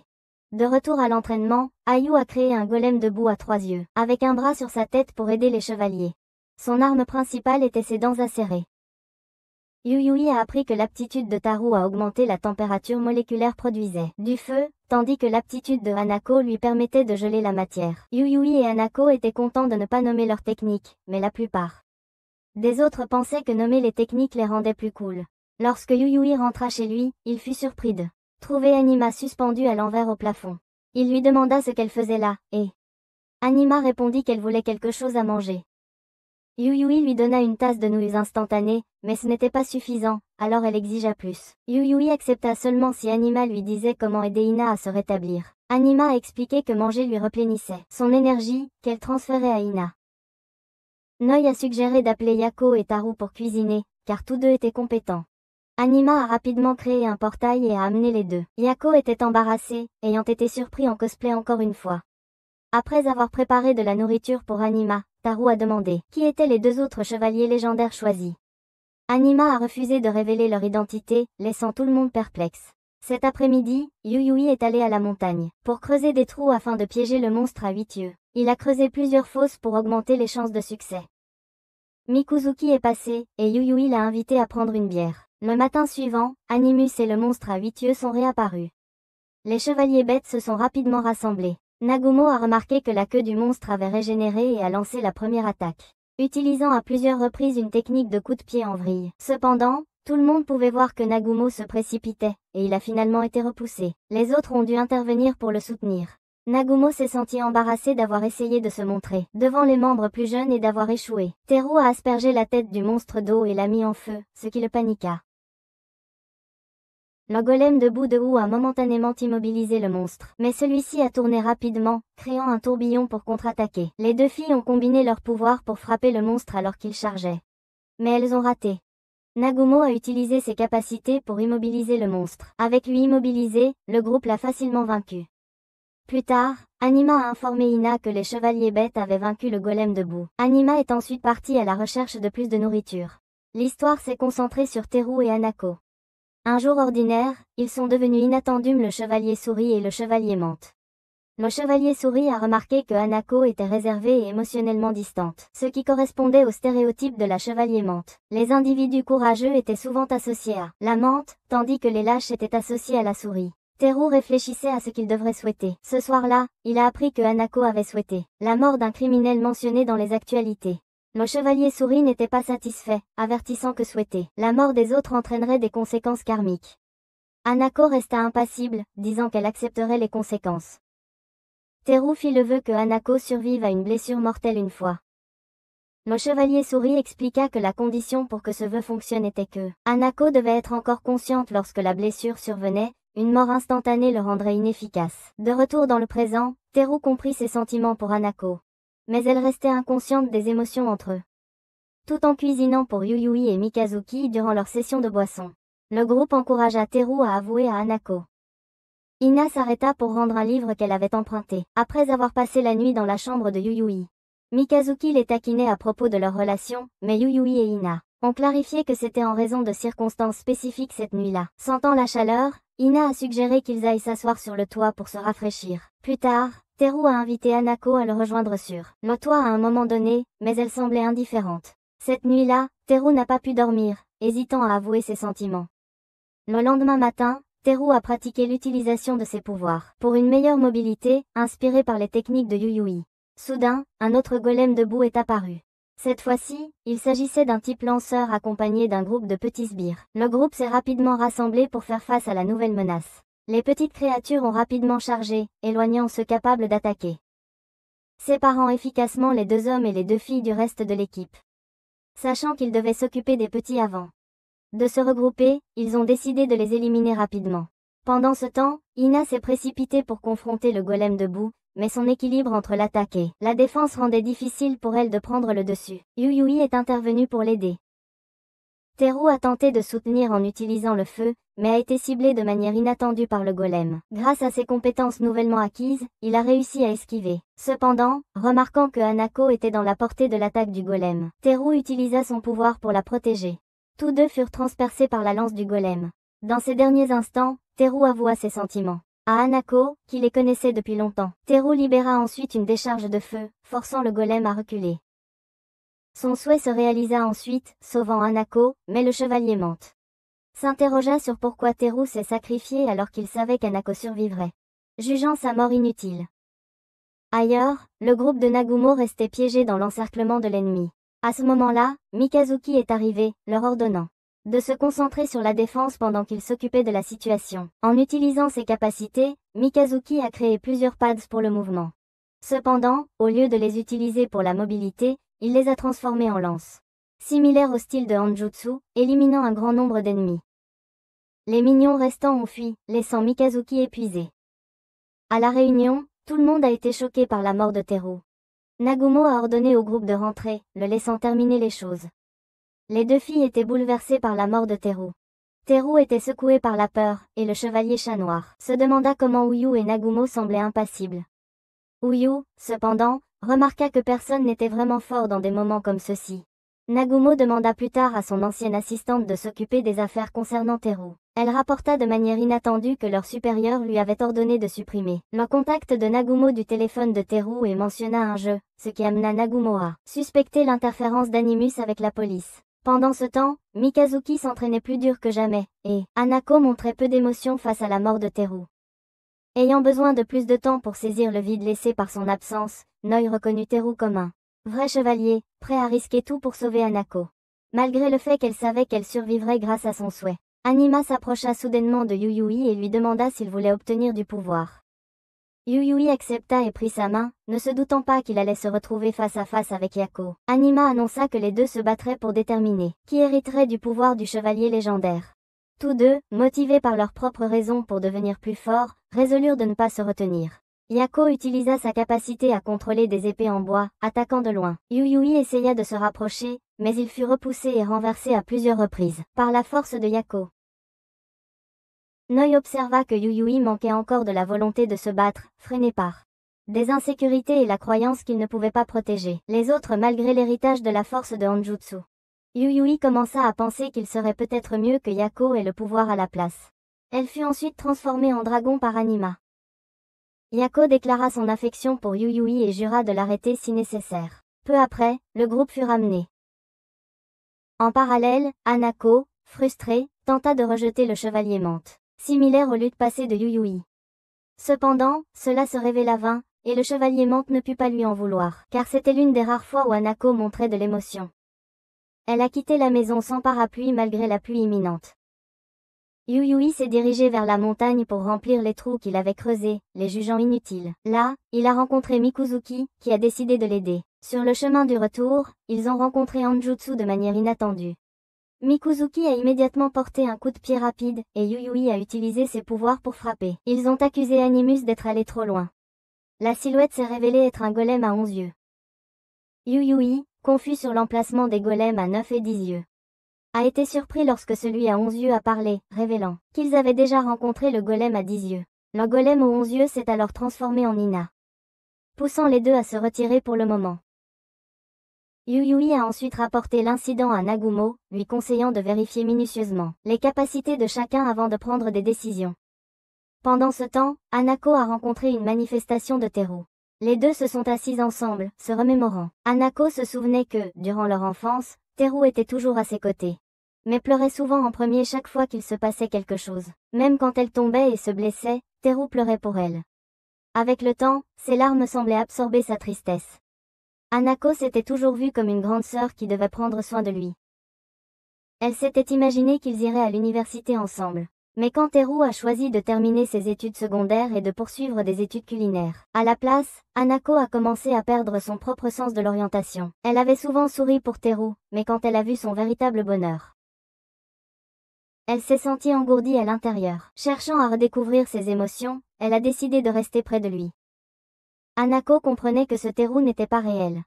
Pourtant, elle exprimait sa gratitude pour sa présence, qui l'aidait à retrouver son équilibre émotionnel. Le golem partit alors, promettant de la retrouver sur le champ de bataille la prochaine fois. Peu après, le golem à 9 yeux réapparut, et toute l'équipe de nuit se rassembla, vêtue de noir, pour honorer la mémoire de Teru. Cependant, Ina ne put pas assister. Hanako, maintenant préparée à ce qui l'attendait, avait coupé ses cheveux courts et résolut de se débarrasser de son persona de rat de bibliothèque pour devenir une guerrière. Mikazuki commença à soupçonner que les moindres sbires faisaient partie du plan du golem à 10 yeux, incitant le groupe à rester vigilant contre les deux golems. Pendant ce temps, Megumo et Yako entrèrent dans leur forme de chevaliers légendaires pour engager le combat. Hanako s'approcha d'Animus, demandant qu'il laisse le golem à 9 yeux pour qu'elle s'en occupe. Animus a accepté d'y réfléchir. Pendant le combat, Yako et Nagumo ont immobilisé l'arme du golem, tandis que Mikazuki a lancé une attaque avec un champ de lance. Yu a positionné un autre golem pour bloquer la lance du monstre, finalement la brisant. Le groupe a lancé une attaque totale, forçant la créature à fuir. Cependant, Hanako se tenait en embuscade à la fin de son chemin, déchaînant une pluie d'épingles de glace. Elle a concentré toutes ses émotions pour porter le coup final. Noi a observé que bien que Hanjutsu et le chevalier sirène soient profondément respectés, Toru était unique en son genre et aimé de tous. Inspiré par son héritage, Hanako a décidé de s'inscrire à l'école de cuisine à sa place. Un jour à l'école, Mikazuki a surpris Yuyui avec une offre d'un emploi à temps partiel, bien rémunéré et facile. Intrigué, Yuyui a accepté et a été présenté à un bureau où il travaillerait comme garde du corps. Le patron, familier avec les frères et sœurs Hanjutsu, a immédiatement embauché Yuyui en apprenant qu'il était l'apprenti de Hanjutsu. Ensuite, Yuyui a dégusté un repas de steak, et Mikazuki a invité Ina à se joindre à eux. Ina, à son tour, a amené Anima avec elle. Pendant le repas, Mikazuki a partagé une histoire sur ses années de lycée lorsqu'Hanjutsu était à l'université. Mikazuki se vantait souvent de ses victoires en combat de rue, mais Hanjutsu a rejeté Cela, disant que les compétences en combat étaient inutiles pour trouver un emploi. Pour prouver son point de vue, Hanjutsu a démontré que Mikazuki avait encore beaucoup à apprendre. Mikazuki a attribué sa défaite à l'avantage d'âge de Hanjutsu, ce qui a poussé Hanjutsu à suggérer un match retour lorsque Mikazuki serait plus vieux. Cependant, Mikazuki croyait que Hanjutsu cachait un secret à sa force et a commencé à le suivre. Un jour, Mikazuki a été attrapé par un groupe de gangsters qui il supposait qu'il espionnait Hanjutsu sur ordre de quelqu'un. Ils l'ont interrogé, mais Mikazuki les a provoqués et capturés. Les gangsters voulaient savoir la connexion de Mikazuki avec Hanjutsu, qui perturbait leurs opérations. Finalement, Hanjutsu les a retrouvés, seuls. En éliminant le gang et en libérant Mikazuki, il a ensuite emmené Mikazuki au patron, un homme qui s'occupait de tout, depuis la sécurité jusqu'à la résolution des conflits. Reconnaissant le potentiel de Mikazuki et son désir de surpasser Hanjutsu, le patron a incité Hanjutsu à le former correctement. Au cours des 6 années suivantes, Mikazuki est devenu suffisamment fort pour défier Hanjutsu dans un duel intense qui a laissé ce dernier en difficulté. Reconnaissant le talent de Mikazuki, Hanjutsu a décidé de l'emmener avec lui pour des petits boulots. L'histoire se termine avec Ina s'endormant, tandis que Yuyui se sent revigoré et prépare un match revanche avec Mikazuki pour le week-end. Anima déclare que le gagnant du duel pourra sortir avec Ina. Cette nuit-là, Noi demande à Yuyui s'il pense qu'il peut gagner, ce à quoi Yuyui répond qu'il doit gagner, car il prévoit de s'entraîner encore plus avec Mikazuki à partir de maintenant. D'ici le week-end, Mikazuki raconte aux deux filles son duel avec Yuyui. Les chevaliers de la bête suggèrent au chevalier corbeau de dire quelque chose, mais Mikazuki se souvient d'un moment où le chevalier corbeau ne parlait pas, c'était lorsqu'il a utilisé son vœu en Inde. Là-bas, il a vu une jeune fille se produire pour lui, mais il n'avait rien à lui donner. Alors il a souhaité avoir un pain. Les deux filles trouvent Mikazuki vraiment bizarre. Pendant ce temps, Teiyu livre des livres à la créature aux 11 yeux, pour l'aider à en apprendre davantage sur le monde. Les poupées d'argile aux 10 yeux sont continuellement créées à partir du néant, émettant une aura pour attirer les chevaliers vers leur emplacement. Le groupe se rassemble rapidement et est stupéfait par le nombre incroyable de ces créatures. Ils soupçonnent qu'il doit y avoir une entité centrale quelque part, et à moins qu'elle ne soit détruite, les poupées en argile continueront de se multiplier. Ina fonce, détruisant l'essaim jusqu'à ce qu'il n'en reste plus. Annie marie et décide de se retirer. La pluie commence à tomber, et Yuyui suppose que Mikazuki va reporter le duel. Cependant, Mikazuki insiste pour se battre. Tous deux entrent de manière inattendue dans le royaume d'Anima, où elle souhaite être témoin de leur bataille. Yuyui enlève ses lunettes et charge vers Mikazuki, qui crée sa formation unique pour manœuvrer dans les airs. Yuyui contre-attaque en utilisant ses capacités pour percuter. Dans Mikazuki, qui trouve le combat grisant, Mikazuki réalise que Yuyui apprécie enfin le combat, quelque chose qu'il avait longtemps tenté de ressentir. Yuyui saute alors en avant, attrape Mikazuki, le sort de sa formation, et le projette violemment au sol. Le duel se termine, et Mikazuki est renvoyé à la dojo. Admettant avoir apprécié le combat, Mikazuki rencontre les deux filles et suppose que Yuyui est maintenant en rendez-vous avec Ina. Cependant, Maché commente que Mikazuki a déjà 2 fleurs dans ses mains et n'a pas besoin de poursuivre Ina. Mikazuki décide qu'il sortira occasionnellement avec les 2 filles à la place. Pendant ce temps, Yuyui regrette d'avoir à payer pour les appétits insatiables des 2 filles. Le lendemain, les chevaliers se réunissent, et Ayu révèle qu'il a partiellement découvert les règles du jeu. Chaque monstre semble avoir un nom unique et apparaît dans un mois spécifique. Il théorise qu'il n'y a que 12 monstres au total, et jusqu'à présent, seul le 9e monstre a été confirmé comme vaincu, laissant 3 autres. Peu après, l'histoire se concentre sur les 2 filles, Maché et Subaru. Un soir, alors que Yuyui est dehors en train de manger des ramen, il rencontre par hasard Maché et Taiyu. Le jeune Taiyu demande quels sont les 2 souhaits qu'ils ont faits, mais Maché garde le sien secret tandis que Yuyui partage ouvertement le sien. Taiyu cherche de l'inspiration pour son propre souhait, car il ne l'a pas encore utilisé. Plus tard, Subaru nettoie comme d'habitude la chambre de Maché, et cette nuit-là, Maché s'entraîne dur. Elle pense qu'elle n'est pas adaptée aux tâches intellectuelles comme Subaru. Yuyui ou Ayu, alors elle se concentre sur l'amélioration de sa force pour protéger Subaru. Une fois assez forte, elle espère revendiquer Subaru à Mikazuki. Les deux ne discutent jamais de leurs souhaits, respectant la vie privée de l'autre. Maché se remémore il y a 6 mois quand elle a rencontré le chevalier tortue et l'a amené pour le montrer à Subaru. Cependant, Subaru avait déjà rencontré le chevalier poulet. Ensemble, ils présentèrent leur chevalier à leur maître, qui leur conseilla d'écouter ce que leur chevalier avait à dire. Les deux chevaliers étaient surpris que le maître puisse prédire qu'il deviendrait le chevalier poisson-sabre. Cette nuit-là, les deux formulèrent leurs vœux pour assurer le bonheur de l'autre. Pendant ce temps, Taillou livre à nouveau des livres à la créature aux 11 yeux. Mais les poupées en argile réapparaissent et attaquent immédiatement, forçant Taillou à fuir. Les chevaliers durent se rassembler à nouveau pour nettoyer les créatures en argile, bien que la tâche n'ait pas été trop difficile. Il n'était pas sûr que l'un d'eux ait réussi à s'échapper. Cependant, Ina a remarqué que ces créatures étaient plus résistantes qu'auparavant. Le lendemain, pendant que Yuyui se promenait, Noi lui a demandé ce qu'il comptait faire au sujet de la confession de Yaku. Yuyui a fait semblant de ne pas comprendre et a déclaré qu'il ne voulait pas en parler. Peu après, il est tombé à nouveau sur Yaku.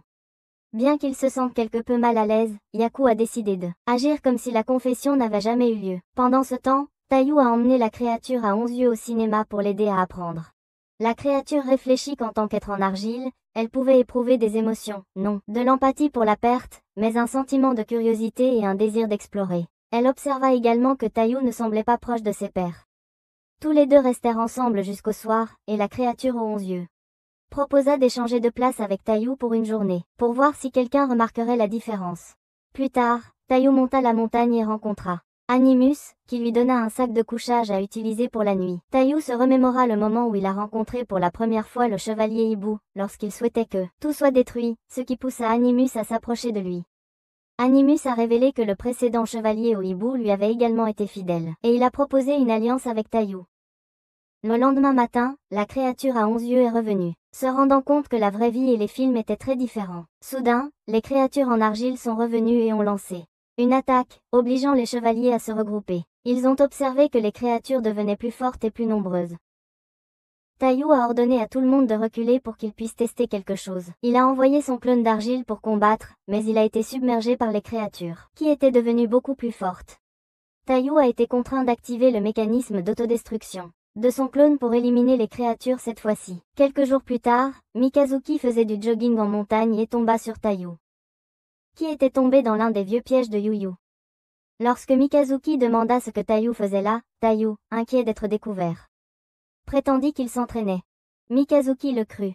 À peu près au même moment, Yuyu retrouva les deux filles au magasin de ramen.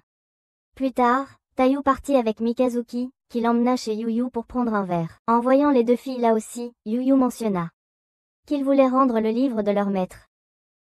Le groupe a finalement partagé un repas ensemble, et Taillou semblait apprécier l'atmosphère animée. Cette nuit-là, Mikazuki a raccompagné les trois enfants chez eux. Les deux filles ont donné à Taillou le livre du maître, disant qu'elles avaient assez appris et voulaient le transmettre. Après le départ des filles, Mikazuki a exprimé des inquiétudes, que les parents de Taillou puissent s'inquiéter pour lui. Mais Taillou a répondu que sa famille était à l'opposé. Juste à ce moment-là, le père de Taillou est arrivé pour le chercher, et Mikazuki est parti. Taillou a ensuite dit à la créature aux 11 yeux d'arrêter de s'en mêler. Autant, bien qu'elle essayait seulement de montrer de l'inquiétude pour lui. Elle a également exprimé son intérêt pour lire le livre. Mais Taillou l'a gardé pour lui afin de le lire en premier. Taillou espérait que le marteau métaphorique descendrait bientôt sur le monde. Quelques jours plus tard, les chevaliers rencontrèrent à nouveau les créatures en argile, qui avaient évolué davantage. Ils remarquèrent une créature distincte parmi le groupe et se précipitèrent rapidement vers elle. Ina fut surprise lorsque la créature distincte se transforma en un personnage de dessin animé qu'elle adorait. D'un seul coup de couteau, la créature a créé une ouverture, qui a permis aux autres monstres de séparer les chevaliers. La plupart ont su se débrouiller, Hanako trouvant une source d'eau pour utiliser ses capacités, tandis que les trois enfants se regroupaient et restaient ensemble. Seul Ina et les deux chevaliers légendaires ont affronté la créature à 11 yeux changeante de forme. Nagumo a ordonné à Yako d'aider les autres. Alors qu'elle s'éloignait, la créature à 11 yeux l'a ciblée, obligeant Ina et Nagumo à assurer sa couverture. En parallèle, Yuyui a choisi de ne pas combattre, préférant utilisant ses capacités pour chercher tout le monde. Il est tombé sur Mikazuki, qui avait la même idée. Les trois enfants avaient fui en bas de la colline, mais Subaru s'est foulé la cheville pendant la fuite. Ils se sont donc abrités dans une grotte voisine. Yako a finalement trouvé Hanako et l'a secouru pour qu'ils puissent se regrouper avec les autres. La créature à 11 yeux a pris l'apparence de Isama pour empêcher Ina d'attaquer. Lorsque Nagumo est intervenu, elle s'est transformée en une image de son fils. Mais Nagumo est resté calme et l'a frappé sans hésitation, refusant de se laisser tromper par de tels tours. Intia est arrivée à cheval sur sa construction en argile pour soutenir Ina et Nagumo. En attendant, Teiyu, caché dans la grotte avec les autres, s'inquiétait qu'il finirait par mourir s'il y restait. Il n'était pas sûr qu'Animus le trahirait, mais il se sentait indifférent à survivre si cela signifiait continuer à vivre sans être aimé. Machet, frustré par l'attitude défaitiste de Théu, lui a donné un coup de poing et lui a dit d'arrêter de baisser les bras si facilement, l'encourageant à créer des souvenirs heureux s'il n'en avait pas encore. Quand Machet a demandé à Théu sur quel pouvoir il pouvait compter, il a révélé que il pouvait inverser le temps de n'importe quoi, bien que légèrement. Machet a ensuite demandé à Théu d'utiliser son pouvoir pour inverser la cheville blessée de Subaru. Cela a fonctionné, et Subaru a été guéri. Cependant, les créatures les ont rapidement retrouvés. Heureusement, Mikuzuki et Yuyui sont arrivés à temps pour aider. Théu a trouvé une volonté renouvelée de vivre, et le groupe a réussi à s'échapper de la grotte ensemble. Yuyui a attiré les créatures dans un de ses pièges, un trou, et les deux filles ont combiné leurs pouvoirs pour écraser les monstres. Yako, épuisée par l'effort, a été raccompagnée chez elle par Hanako. Pendant ce temps, la construction en argile de Yu a été détruite, et le monstre à 11 yeux ne montrait toujours aucun signe de faiblesse. Animus est apparu et a décidé de mettre fin à la bataille pour l'instant, car tous les mignons avaient été anéantis et avaient besoin de temps pour se rétablir. Au cours du compte-rendu du groupe, Ayu a partagé sa prise de conscience au sujet du secret de la créature à 10 yeux. Elle avait une forme centrale qui engendrait continuellement des répliques. Il croyait qu'Animus avait caché le noyau quelque part depuis qu'ils avaient fouillé la montagne sans le trouver. Théu a réfléchi à son passé et a regretté de ne pas avoir compris ses capacités plus tôt, croyant qu'il aurait pu sauver Teru. En rentrant chez lui, il a demandé à Libou des nouvelles du précédent chevalier Ibu, qui avait trahi les chevaliers. Libou a expliqué que, après avoir assisté à la perte de leur camarade, le chevalier précédent a été consumé par le remords et s'est retourné contre Animus, ne faisant que se faire rapidement tuer par lui. Libou a assuré à Théu qu'il n'interviendrait pas dans ses choix, qu'il se range du côté d'Animus ou choisisse de combattre. De retour chez lui, Théu a découvert la créature à 10 yeux dans son placard. Il l'a combattue sans relâche, endurant des blessures mais finalement la vainquant. Anima est apparue, déclarant que Théu était le dernier chevalier légendaire et réparait sa maison. Elle a également révélé que le jeune frère de Théu avait réveillé la capacité de voir les constructions en argile et était le premier à avoir témoigné de la bravoure de Théu. Après cela, Animus a rendu visite à Théu, imperturbable face à la trahison. Il a admis qu'il n'avait jamais vraiment attendu la loyauté de Théu, puis il est parti. Hanako a ensuite appelé Théu, révélant qu'elle savait, pour ses capacités et la véritable raison pour laquelle il l'évitait. Elle lui a assuré qu'elle ne le tenait pas responsable de la mort de Teru. Comme Teru était au-delà de tout espoir, Théu a raccroché et s'est endormi. Quelques jours plus tard, Ayu a mentionné qu'il était à court d'idées pour créer de nouveaux constructs en argile et a demandé au groupe des suggestions. Ils ont décidé de dessiner quelques designs ensemble. Une fois qu'ils avaient quelques concepts, ils sont rentrés chez eux. Sur le chemin, Ayu a rencontré Animus et son groupe. La créature aux 11 yeux a exigé que Ayu crée une puissante construction en argile afin qu'elle puisse se battre à cœur joie, se moquant de la manière dont les chevaliers pouvaient être tués d'un seul coup.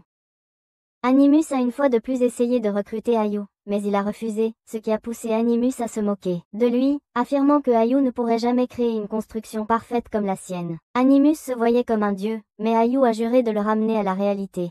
Plus tard, les deux filles ont invité Théu à sortir pour des ramen, tandis que Ayu rentrait chez lui pour travailler sur un nouveau design de construction. Le lendemain, Ayu a rassemblé tout le monde pour révéler ce que il avait créé un modèle basé sur le croquis de Yuyu. Yako et Mikuzuki se sont portés volontaires pour tester leur force contre la nouvelle créature en argile. Yako, sérieux dès le départ, a détruit la créature en argile d'un seul coup, prouvant qu'elle était encore loin d'être capable de résister à la créature aux 11 yeux. Le lendemain, Ayu a demandé conseil à Yuyui sur la façon de stimuler sa créativité. Yuyui a suggéré de creuser des trous, une activité qu'il trouvait étrangement thérapeutique. Bien que la méthode ne fût pas particulièrement innovante, elle avait aidé Yuyui à améliorer son endurance physique au fil du temps. Ensemble, ils ont passé un après-midi à creuser, et Ayu se sentait un peu plus rafraîchie. À son retour à la maison, Yuyui reçut des nouvelles dévastatrices. Son grand-père était décédé dans un accident, malgré avoir souhaité la guérison de son grand-père malade. Le destin lui avait porté un autre coup, conduisant Yuyui à réfléchir à comment la vie et la mort suivent leur propre voie.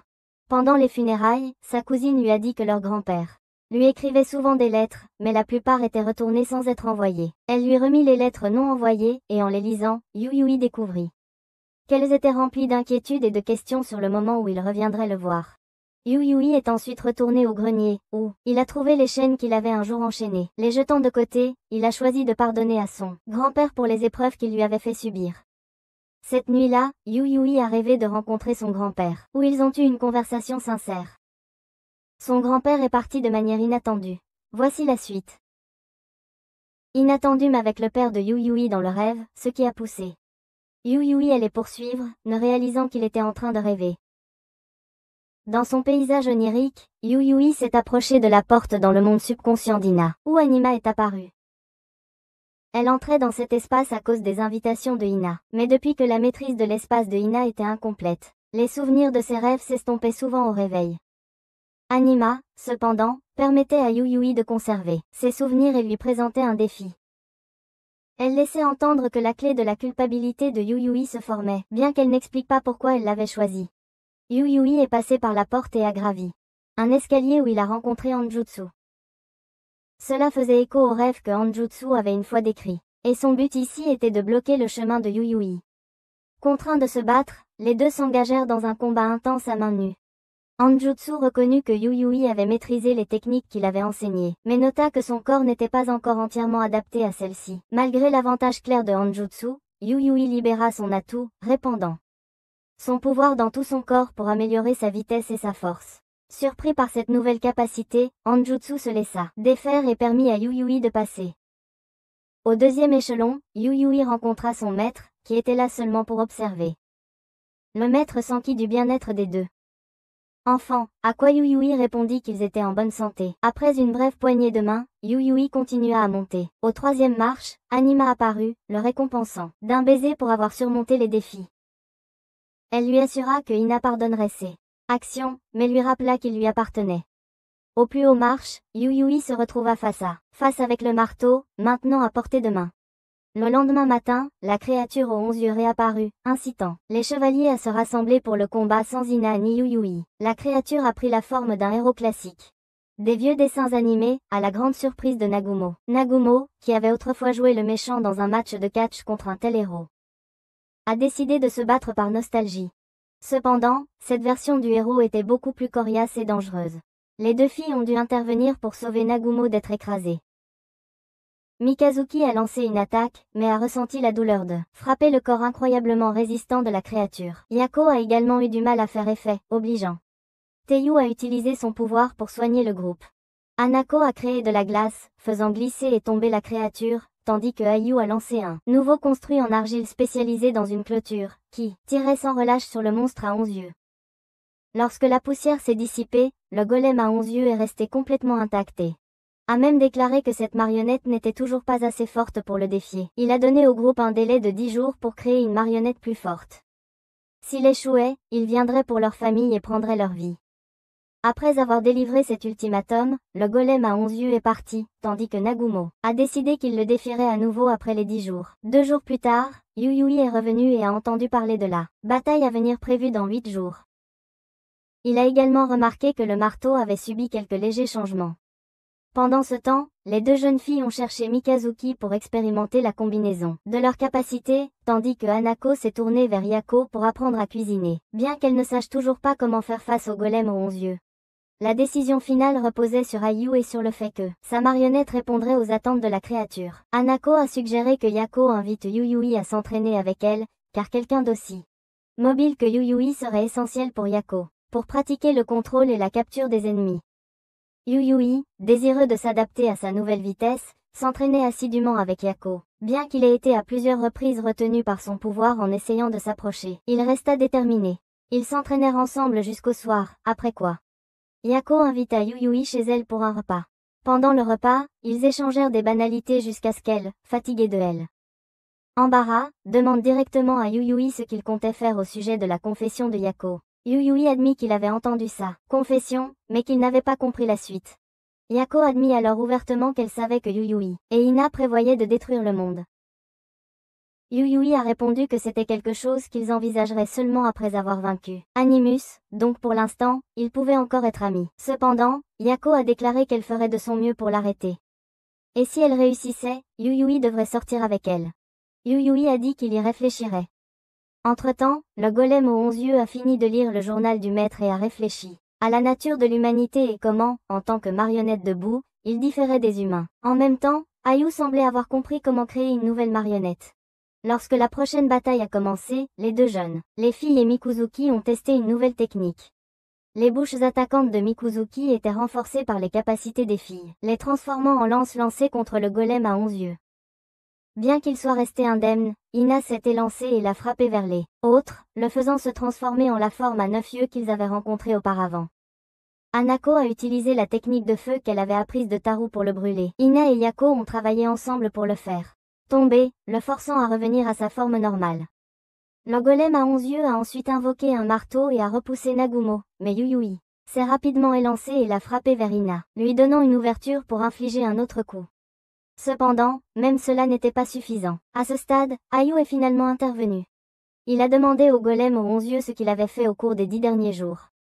Et il a répondu qu'il avait lu des livres. Ayu a supposé qu'après chaque transformation, il avait besoin de temps pour récupérer. Et il a déclaré avec confiance qu'il avait découvert la véritable nature des marionnettes en boue. Ayu a invoqué 3 marionnettes en même temps, ce qui a excité le golem aux 11 yeux. Cependant, il a rapidement été dominé, immobilisé et capturé par le trio de marionnettes. Avant de se briser, le golem aux 11 yeux a demandé sur sa véritable nature et l'essence des marionnettes en boue. Ayu a expliqué que les marionnettes en boue n'étaient pas simplement des outils jetables, mais plutôt des reflets des cœurs de leur créateur. Il croyait que l'amour du golem à 11 yeux pour la lecture reflétait le profond désir de connaissance d'Animus. Satisfait de cette réponse, le golem à 11 yeux a fait ses adieux, avant de s'effondrer avec les marionnettes de houx. Animus s'est également retiré. Les deux filles ont décidé de se concentrer sur le perfectionnement d'une technique combinée capable de défaire complètement le prochain golem à 12 yeux. Yuyui a dit à tout le monde de regarder le ciel, où ils remarquèrent une autre ombre, une arme créée par Anima pour contrer le marteau. Dans les jours qui suivirent, les chevaliers travaillèrent sans relâche, pour comprendre comment fusionner leurs capacités. Cependant, contrôler pleinement une puissance combinée restait un défi considérable. Le soir venu, Tayu rencontra accidentellement Animus, qui exprima des regrets pour le golem aux 11 yeux, car il lui ressemblait beaucoup. L'histoire se tourna ensuite vers le moment où Animus et Anima étaient enfants. Tous deux avaient souffert d'une tragédie qui les avait fait perdre leur famille. Ils vivaient ensemble dans une installation de recherche où le directeur de l'institut s'était attaché d'eux, et avait même prévu de les adopter s'il était d'accord. Il a été révélé plus tard que le désastre qui leur était arrivé était en réalité causé par Animus lui-même utilisant ses pouvoirs. Animus croyait que ses capacités étaient extraordinaires, et pouvaient être utilisées pour apporter la destruction. Cependant, Anima l'a arrêté, lui rappelant qu'ils n'étaient tous deux que des humains. Anima souhaitait sceller leur pouvoir définitivement pour vivre une vie paisible. Elle croyait qu'Animus pourrait devenir un érudit en raison de son amour de la lecture. Animus a considéré cela jusqu'au lendemain où le responsable de l'institut a appris leur pouvoir. Le chef encourageait Animus à utiliser ses capacités, à des fins de recherche au lieu de les sceller. Animus était complètement convaincu par le chef et a commencé à se leurrer en pensant qu'il était un dieu. Il a créé un marteau en utilisant ses pouvoirs et a détruit le centre de recherche. Il a ensuite continué à briser le monde entier. Inattendu, l'espace autour d'eux s'est fissuré, provoquant le voyage dans le temps d'Animus et d'Anima vers le présent. Animus avait l'intention de détruire à nouveau le monde, mais Anima l'a arrêté juste à temps. Elle a tiré Animus vers la Terre et a proposé un jeu. Cependant, Anima a échoué à plusieurs reprises, ce qui a conduit à la destruction de la Terre encore et encore. Plus d'une centaine d'années s'est écoulée jusqu'à ce qu'Anima rencontre Ina. À ce moment-là, Ina ne comprenait pas qui était Anima ni quel était son but. Anima a essayé de faire un marché avec Ina en lui accordant un vœu, mais Ina ne savait pas quoi souhaiter. En conséquence, Anima a suivi Ina et l'a observée.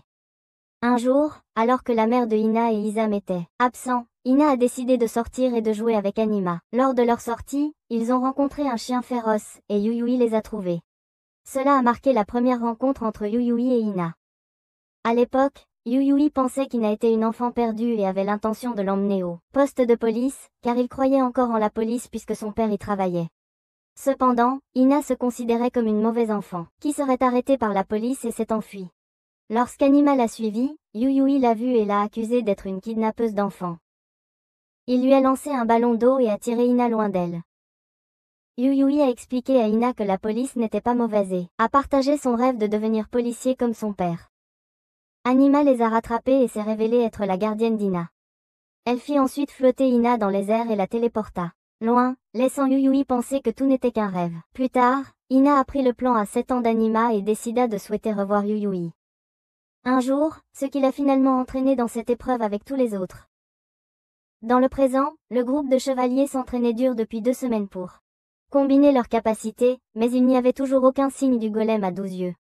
Anima apparut et leur informa qu'ils étaient libres de faire ce qu'ils voulaient pendant 1 mois.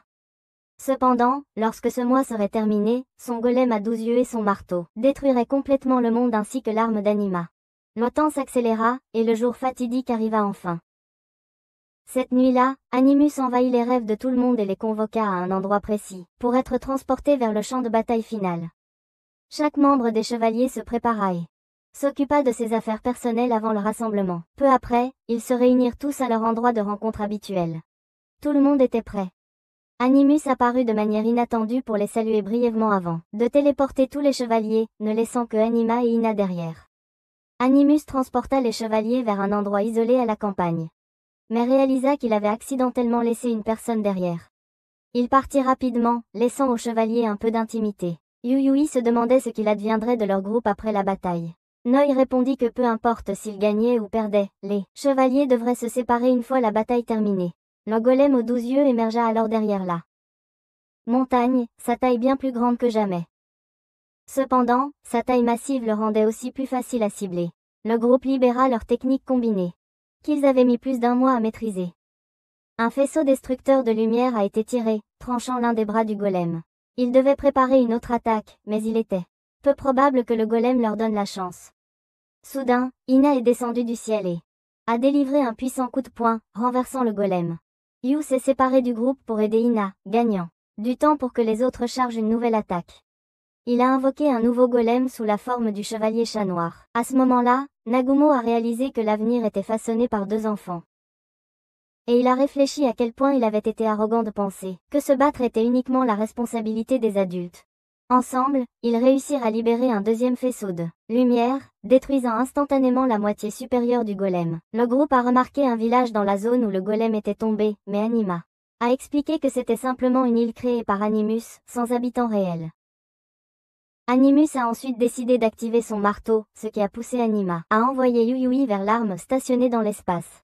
Elle a expliqué que Yuyui avait un lien avec elle et Ina, et comme ni l'une ni l'autre n'avait assez de force restante pour opérer elle. Arme, Yuyui devait assumer cette responsabilité. Il devait s'aventurer profondément à l'intérieur et unifier les fragments de son âme pour le contrôler.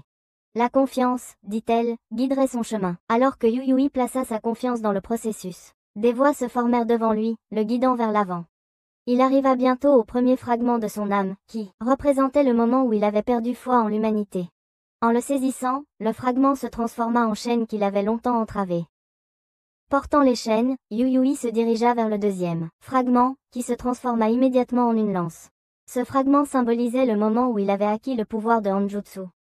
Le troisième fragment, représentant un moment dans le futur, s'est transformé en une cape, qui a amené Yuyui vers le commutateur d'activation de l'arme. Il a rapidement activé l'arme, qui a réussi à bloquer l'attaque du marteau.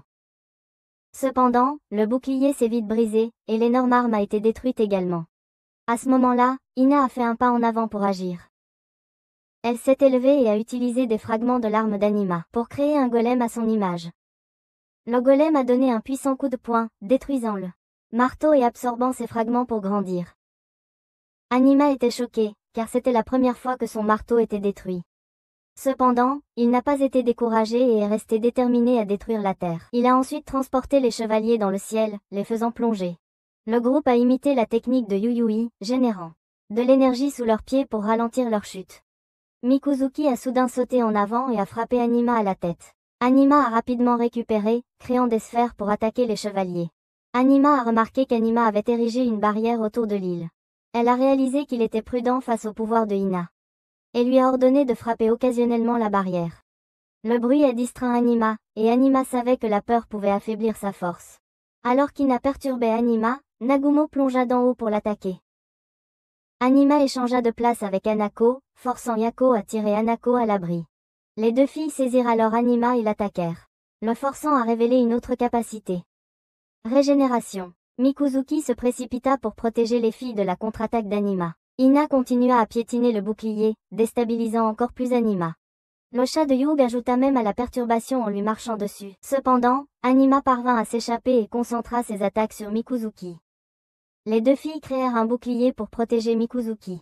Mais Anima les a également ciblés, obligeant Ayu à se joindre pour défendre Mikuzuki. Les deux filles ont lancé une attaque contre Anima pour l'empêcher de continuer son assaut.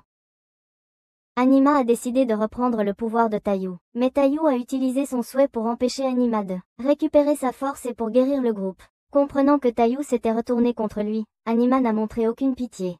Il a utilisé son marteau pour détruire le golem chat de Yug. Anima s'est soudain transformé en une ombre sombre, rayonnant d'une aura terrifiante. Ina, réalisant qu'elle ne pouvait plus rester en dehors du barrage, a lancé des attaques continues pour percer.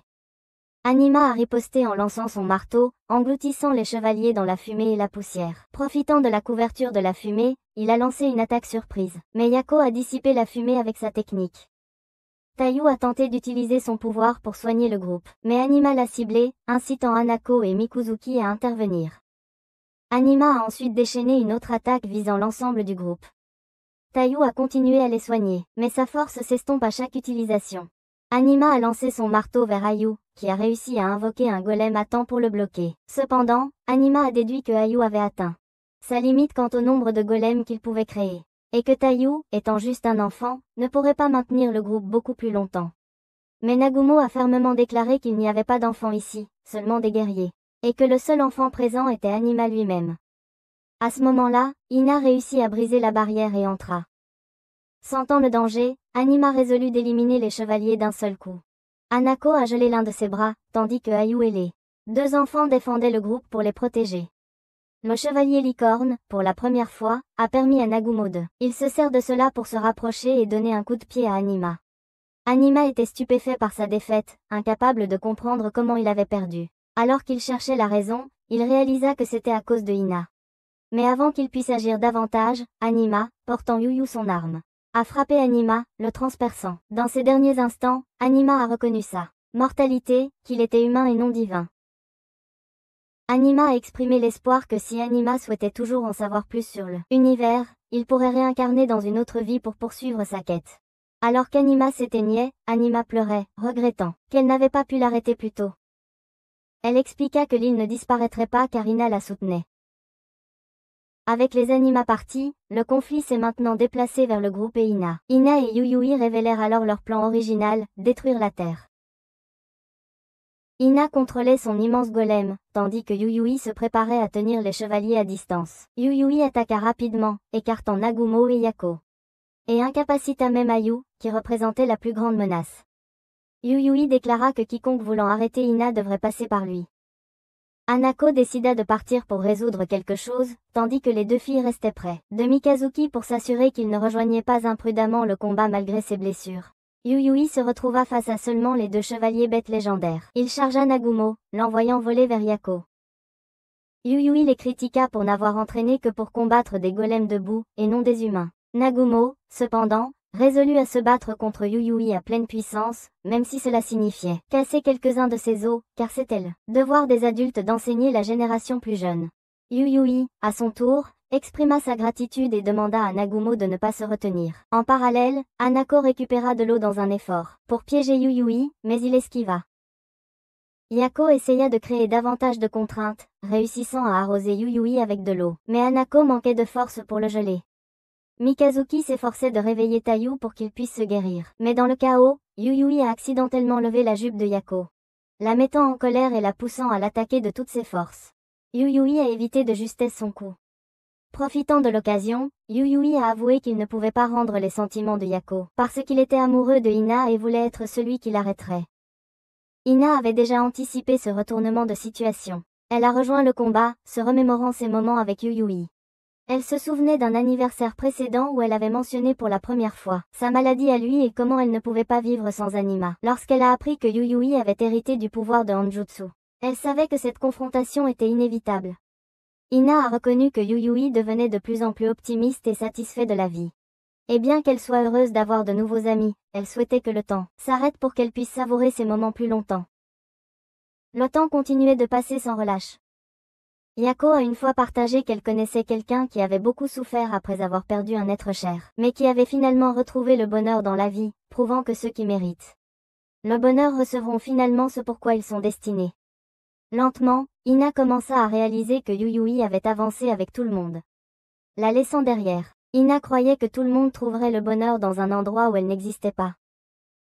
S'éveillant soudainement, Ina se rendit compte qu'elle avait frappé Yuyui, le faisant voler. Il réussit à saisir son arme et sa cape, qui disparurent alors de manière inattendue, se transformant en pouvoir pour que Noi évolue.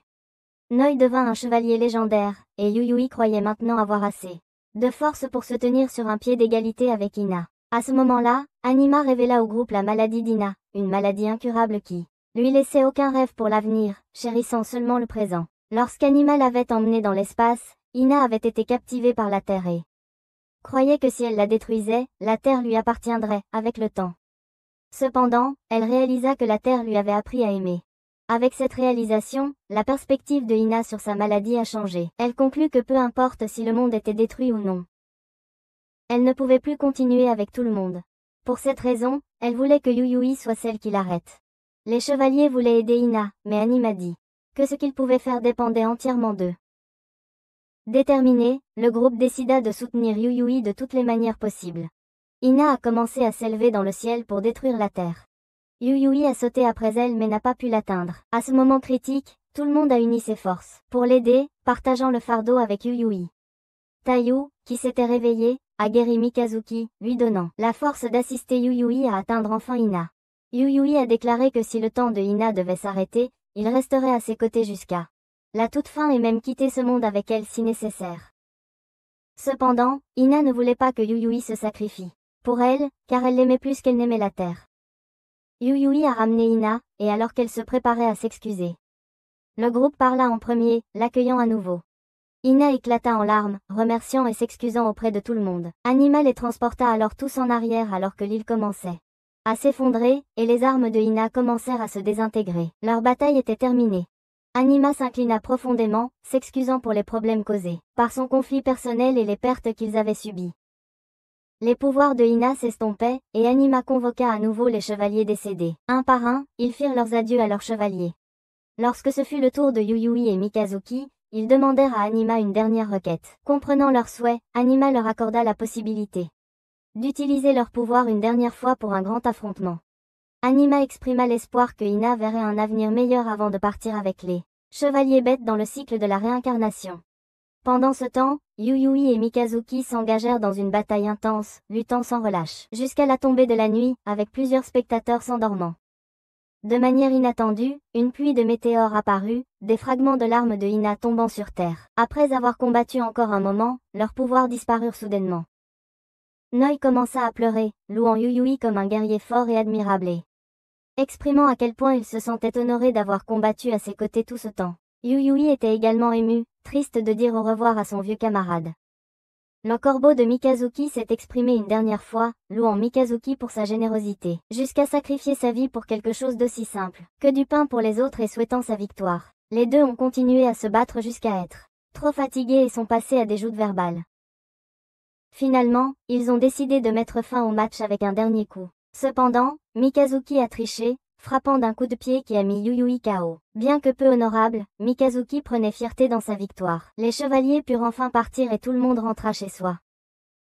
Ina se résolut à lutter contre sa maladie et à survivre. Quand Yuyui retourna dans sa chambre, il ne put s'empêcher de penser à Noi. 10 ans plus tard, Yuyui reçut soudainement un appel de l'Anima d'il y a 10 ans. Pour brandir à nouveau son arme en préparation du recueillement de l'âme de Yuyui lors du combat final. Yuyui se demanda également d'où venaient les 12 légendaires chevaliers des bêtes. En fait, ils étaient les images que l'Anima et l'Animus avaient vues sur la Lune. L'Anima expliqua qu'elle et l'Animus venaient en réalité du 32e siècle et étaient les descendants de Hanjutsu et de Izam. Depuis que Hanjutsu était décédé, elle et Animus ne naîtraient plus. Yuyui se sentait heureuse en sachant qu'il y avait un avenir où Hanjutsu et Izam pourraient être heureux. Anima demanda ensuite comment allait Yuyui dans le présent. 10 ans plus tard, Yuyui était devenue inspectrice. Son ancien assistant, qui travaillait avec Nagumo, lui avait imposé du travail. Alors Yuyui dut demander de l'aide à Nagumo. Subaru, maintenant assistant de Nagumo, était avec Mikazuki, qui poursuivait toujours son travail d'arrêter les criminels et de les punir avant que la police n'intervienne pour s'en occuper. Il semblait que Subaru et Mikazuki sortaient ensemble. Taiyu et Hanako avaient ouvert un restaurant de nouilles, tandis que Iyu et Yako étaient mariés depuis 1 an. Iyu était maintenant un professeur universitaire et le professeur de Tayu, tandis que Yako restait à la maison en tant que ménagère. Mache était devenue enseignante, et elle sortait également avec Tayu. Quant à Ina, après 8 ans de lutte contre sa maladie, elle avait complètement guéri il y a 2 ans après une opération réalisée par sa propre mère. Elle avait passé 2 ans en France pour se faire soigner, et aujourd'hui elle rentrait. Anima était ravie de voir tout le monde heureux et promit d'aider à relier le temps présent avec celui de Yuyui pour s'assurer que tout se passerait bien. Yuyui est allée chercher Ina et sa sœur. Ina, désormais confiante en sa santé, a déclaré qu'elle participerait aux Jeux Olympiques et gagnerait autant de médailles d'or qu'elle le pouvait. Yuyui a ensuite emmené Ina rencontrer tout le monde pour une célébration. Nagumo paierait la facture, car il avait souhaité gagner à la loterie il y a 10 ans. Ina a offert à tout le monde des poupées représentant les légendaires chevaliers bêtes qu'elle avait fabriqués au fil des ans. Ainsi, l'histoire de leur combat d'1 an prit fin. Maintenant, ils avaient tous grandi et vivaient leur propre vie. Le film se termina avec leurs parcours accomplis.